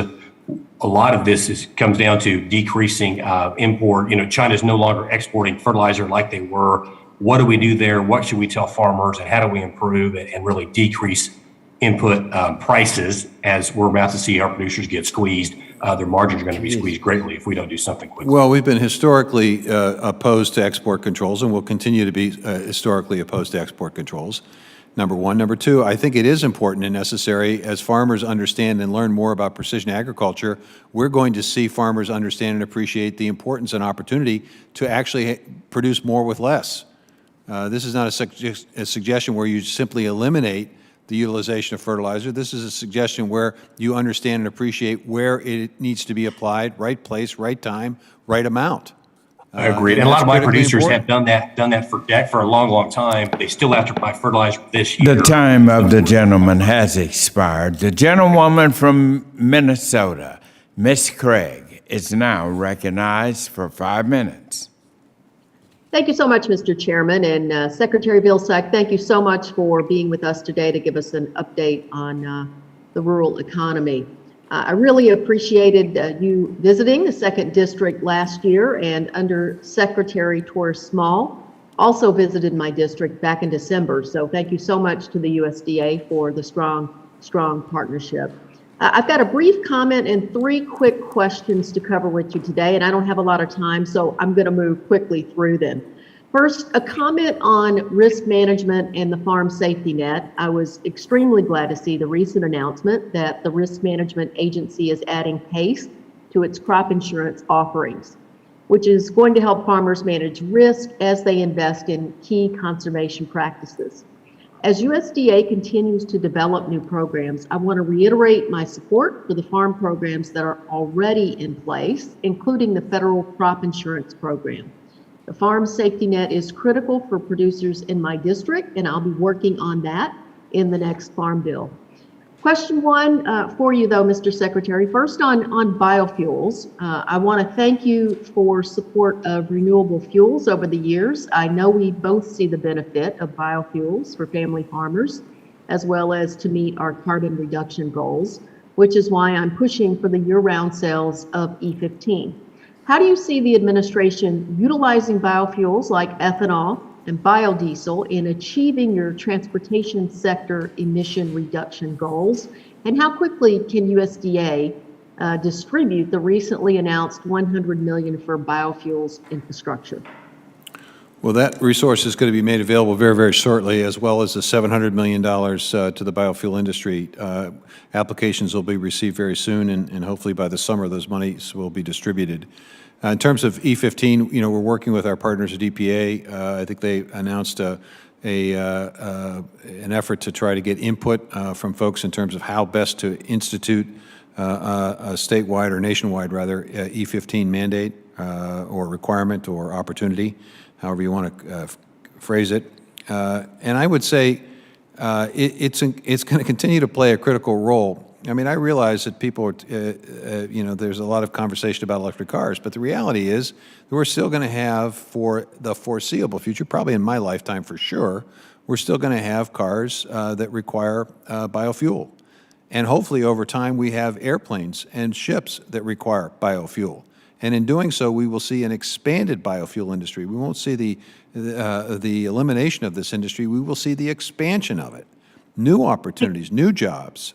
So I'm excited about the industry, and I think the future is bright for the industry. Thank you, Mr. Secretary. I know you have a lot of bipartisan support here on this Zoom and in the meeting room for your statement there. Let's go back to the reason you were in Minnesota here back in the summer, a question on drought relief.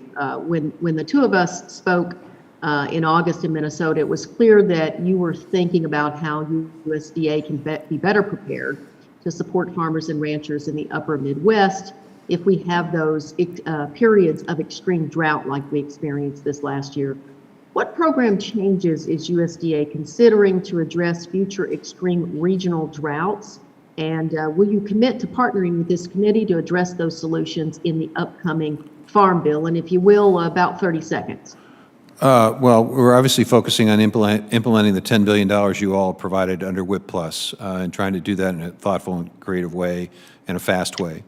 Secondly, I would suggest as you're putting the Farm Bill together that you understand the need for flexibility. You also need to understand the regional differences as we develop programs.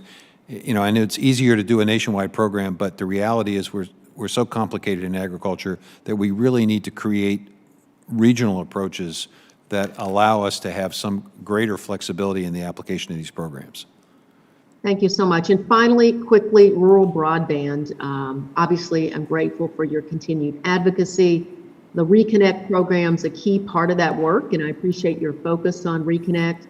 After the October announcement about making $1.15 billion available through Reconnect, I did hear, though, from a number of community-based rural broadband providers. Can you briefly describe why USDA decided to deprioritize those community providers? And are you open to working with the committee to ensure that we have funding for all rural broadband providers? Well, I think the challenge here with these resources is to make sure that we are providing opportunity in a balanced way, and that's what we attempted to do with our third tranche of, and we learn from each application process what we need to focus on for the next application process. So this is an ongoing iterative process, and we learn, which is why we established some of the criteria for round 3. No doubt some of those criteria will be applied to round 4. There may be new criteria. We'll listen, we'll learn, and we'll attempt to try to do the very best job of making sure these resources provide as much assistance and help and expanding as much access to meaningful broadband as possible. The gentlelady from Louisiana, Ms. Lutlow, is now recognized for 5 minutes. Thank you, Chairman Scott. Mr. Secretary, as I traveled throughout the 5th Congressional District, I continue to hear concerns from Louisiana farmers about the many challenges currently facing the agriculture industry. Cost of production is on the rise, and fertilizer prices have continued to climb to near record high levels. This is a troublesome trend. Rice is one of the top commodities in my district and the state. As you well know, rice is a high input cost crop with a very particular infrastructure and equipment needs, and it has an outsized impact on local economies. That's why I asked the Agriculture and Food Policy Center at Texas A&M University to conduct a study to determine the economic impacts of input prices using their 64 representative farms, including a grain farm located in my district. Here's a copy of the study. This report found that there will be a significant impact on the cost of input, both on the whole farm level and per acre, varying by commodity. Rice farms experienced the highest fertilizer cost increase, averaging 62.04 per acre, and our other crops are not far behind. Further exacerbating the situation is the fact that rice farmers have not seen the increase in commodity price, much like other crops. Compared to the 2020 prices recorded by the Economic Research Service, the current market price for rice is relatively static since last year, up just 4%. I'd also point out that traditional farm bill programs are not designed to react to these economic challenges. Secretary Vilsack, I sent your office a letter with a copy of this report enclosed. I ask that you review the analysis in its entirety and examine the negative implications of reduced net farm income due to increased costs of production. Last September, USDA announced a set of investments to address the challenges facing America's agriculture producers, including $500 million to provide relief from agriculture market disruption. As part of this initiative, one area of focus included the availability and cost of certain materials. However, we have yet to see any outcomes further detailing the implementation of these funds. Mr. Secretary, can you provide this committee with an update on the implementation of these funds and any action USDA is taking to help our agriculture producers in addressing the impact of increased energy and input costs? Well, we are in the process of, I think, finalizing the opportunity to use a portion of the $500 million that you referred to to assist in dealing with some of the supply chain challenges that we face, particularly as it relates to exports, and we're looking forward to that. I have actually seen the study that you've alluded to. In fact, I looked at it last night in preparation for this hearing, and it's a challenge. There's no question about it. I think there are multiple ways to deal with this. There's no short term. We faced a similar situation, I think, back in 2014-15 with high fertilizer prices. I think one thing we need to do is take a look at ways in which we can be less dependent on outside sources and resources for these materials, so that we don't face export controls as we're facing today, which is an issue. I think we obviously have to continue to address the supply chain challenges that we face to the extent that that's contributing to it. Additional port hours, truck drivers, with things we've discussed earlier today.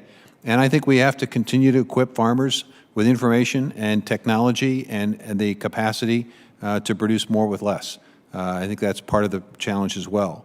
There's no silver bullet. I wish there were, and if there were, we would certainly be on top of it. Well, thank you for reviewing this study, and I look forward to receiving your formal response to my letter and working with you to help alleviate the lasting effects of supply chain disruptions. Mr. Chairman, I yield back the remainder of my time. The gentleman from California, Mr. LaMaffa, is now recognized for 5 minutes. Thank you, Mr. Chairman. Appreciate the time here, and thank you, Secretary, for your extensive time with us in this committee today. Appreciate the efforts. I know you got my understanding, make a trip out west a little bit later today, so I hope we can find a way to resolve some of California's water supply and water storage issues out there on that conversation. So let me cover a couple things really fast in the beginning here. We have, as has been mentioned by several other members here, but I feel obligated to, is that payments that need to be getting out to growers here, we're hearing about, especially in some of our Northern California counties. It might have something to do with staff issues in some of the counties on, I don't know if it's, COVID related or what have you, but the dollars are just not getting out the door of the original $10 billion for the wildfire, drought, and other natural disasters we've had the last couple of years. It's been well over 100 days on that, and so they're wondering why isn't it getting out the door. So please, your attention on that, especially with Northern California FSA offices. And also, as an aside too, with our ag products that are stuck on a dock, stuck in containers, California, many of our nut growers are really, really suffering on exports. And so whatever push you as Secretary can do, sir, to get our trade representatives and enforce our trade agreements we have, China and them, when we got empty containers going back, or sometimes ships with no containers on them, that's a real problem, because our products need to be going on those ships back and somehow have some semblance of a balance of trade. And so whatever push the USDA can have with our other trade reps would be greatly appreciated, because our almond growers, walnut growers, they're just getting killed with this stuff sitting on the docks and in storage, and it's going to carry over in the following years and just smash the price on those products. So, sir, let me shift gears to our forestry issues now. One fire in my district was right at 1 million acres last year, called the Dixie Fire. I want to see if the Forest Service, we can press them to come up their targets for timber work for the coming year. Do you see the agency harvesting in 2022 in any fashion a significant increase? How important is this, do you think, as far as our timber harvesting for rural economy, obviously, as we still need wood and paper products in this country? Nice to have them domestically produced, and forest health. So what do you think about those, sir? Well, I would say that the 10-year plan that we announced earlier this week speaks to the opportunity for the Forest Service to do a lot more work in a lot of different areas across the board to make our forests healthier and more resilient. So I think you can expect to anticipate much more work, and you're going to be focusing as well on making sure that we reduce the risk to communities and people from these horrific fires. And over time, I think we can reduce the risk and the size of these fires It's going to take some time, but we, with these resources from the infrastructure bill, we're now in a position to be able to do much, much more. Let me just say, on the export issue, we are addressing that, and I think in the very near future we'll have at least some opportunity to try to resolve this. I think the Port of Oakland is underutilized out there on the West Coast, and I think there's an opportunity there for us to work in concert with that port to see if we can do something about those empty containers. And on the WIP Plus program, those, as I mentioned earlier, we're trying to simplify the process so we can get resources out to folks as quickly as possible using existing NAP and RMA data or livestock forage data to get payments to people hopefully in the spring and summer of this year. Yeah, I appreciate that. It'll be good to see if some of these dollars can get out there for the forestry we're talking about. But yeah, we do have staffing issues, it seems to come down to, whether it's FSA offices, and we've had Forest Service offices that don't even bother to open up for months. Simple things like Christmas tree permits in some of my counties are very difficult to get out the door with that. So we got to look at staffing more and not have such a clamp down because of COVID situation. So on forestry, going back to that, because it's a big deal, I talk about that the most. The hazardous fuel reduction in the wildland urban areas can be, we need commercial partners, and in the recent Build Back Act, they were restricted from having commercial partners. Is that something that we can be more aggressive on in having, there's not enough Forest Service time or personnel or dollars. Commercial users can help do that. Well, a portion of the infrastructure bill does provide resources to state and local governments to be able to partner with us, and so obviously there'll be opportunities there as well. Not just governments, I'm sorry, but with actual logging industry out there. I'm sorry, I've got the red light. I'm not sure what I'm supposed to. The professional loggers out there, the commercial industry, they can do much more than government can do. How come we can't partner with them more so? Well, I think they will be engaged and have been engaged and will continue to be engaged because of the additional resources that are now available. That some of these contracts have been pretty expensive, which has limited the amount of work that we've been able to do. There's a whole other discussion about wood products, and I think there's an important opportunity there for us to expand significantly the use of wood in construction. Okay, Thank you. Let's see if we can battle through then on the gentleman's time has expired. Build Back Better restriction on that. So thank you, Mr. Chairman. Yes. Before we adjourn today, I want to invite our ranking member to share any closing comments he may have. Well, first of all, Chairman, thank you to you for this hearing and extending the invitation to the Secretary. And Secretary, thank you for your leadership and being with us here today on Capitol Hill and joining us. We appreciate your time and look forward to partnering with you on the important work ahead. I know it's a full plate when you look at the responsibilities of the Department of Agriculture. More than, obviously the food is important, but it's so much more in the scope of what you do and what we do on this committee. And so that partnership, I think, is really important. I also want to extend my appreciation to your team and talented professionals at the department. I do want to also say specific thank you for FSIS Administrator Paul Kicker. He has been great just in Pennsylvania alone on this issue of protein processing, of getting out with his team and I appreciate the visit to Bell and Evans Chicken, that's poultry, and appreciate the visit to Nicholas Meats, which is on the cattle side. And so he's been really hands-on and just really a great communicator and a great partner. In closing, I do want to put a finer point on one issue. Mr. Secretary, it is a concern in Congress that when any secretary acts unilaterally with the CCC, and in fact, we've seen Congress limit your powers of this office when this authority is abused. There have been limited details made available to us related to the climate program you've described, and I know you identified two sections specifically. And earlier in response to a question from Representative Austin Scott, you stated you're very confident in your legal authority, and that's an assured statement given this program seemingly is being created unilaterally and out of whole cloth as we speak. Now, I will stress that this committee remains skeptical of the legal authority provided to you and your office under the CCC for this program, And looking at the enumerated powers in the Act, we think that no amount of mental gymnastics could get you there. That said, this committee would like more details from you on this program, but we also want to hear specifically from OGC on the exact language that provides you the authority under the Charter Act, and we want to hear from you prior to any funds being obligated. Is that something I can get a commitment from?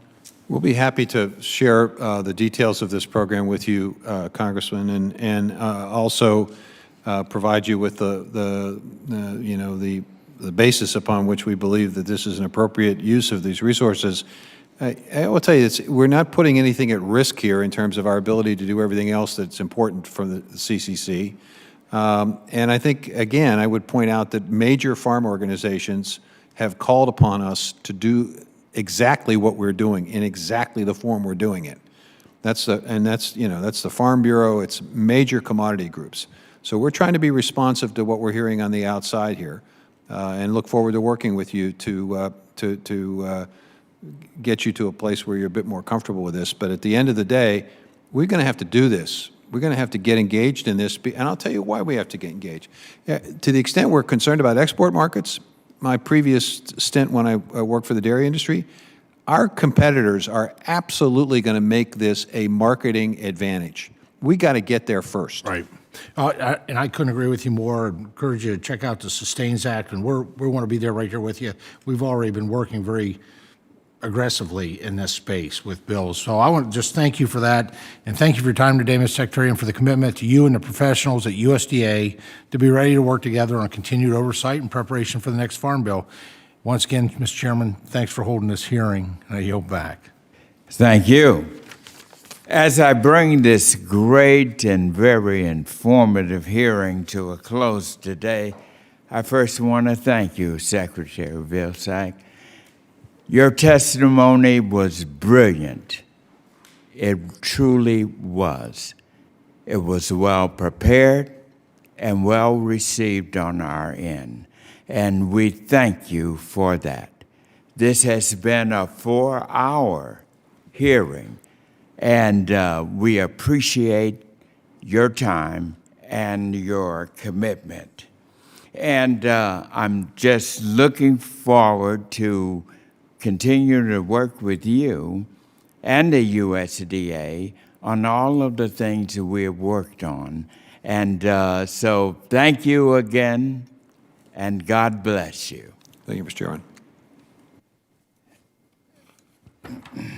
Under the rules of the committee, the record of today's hearing will remain open for 10 calendar days to receive additional material and supplementary written responses from the witnesses to any questions posed by a member. This hearing of the Committee of Agriculture is now adjourned.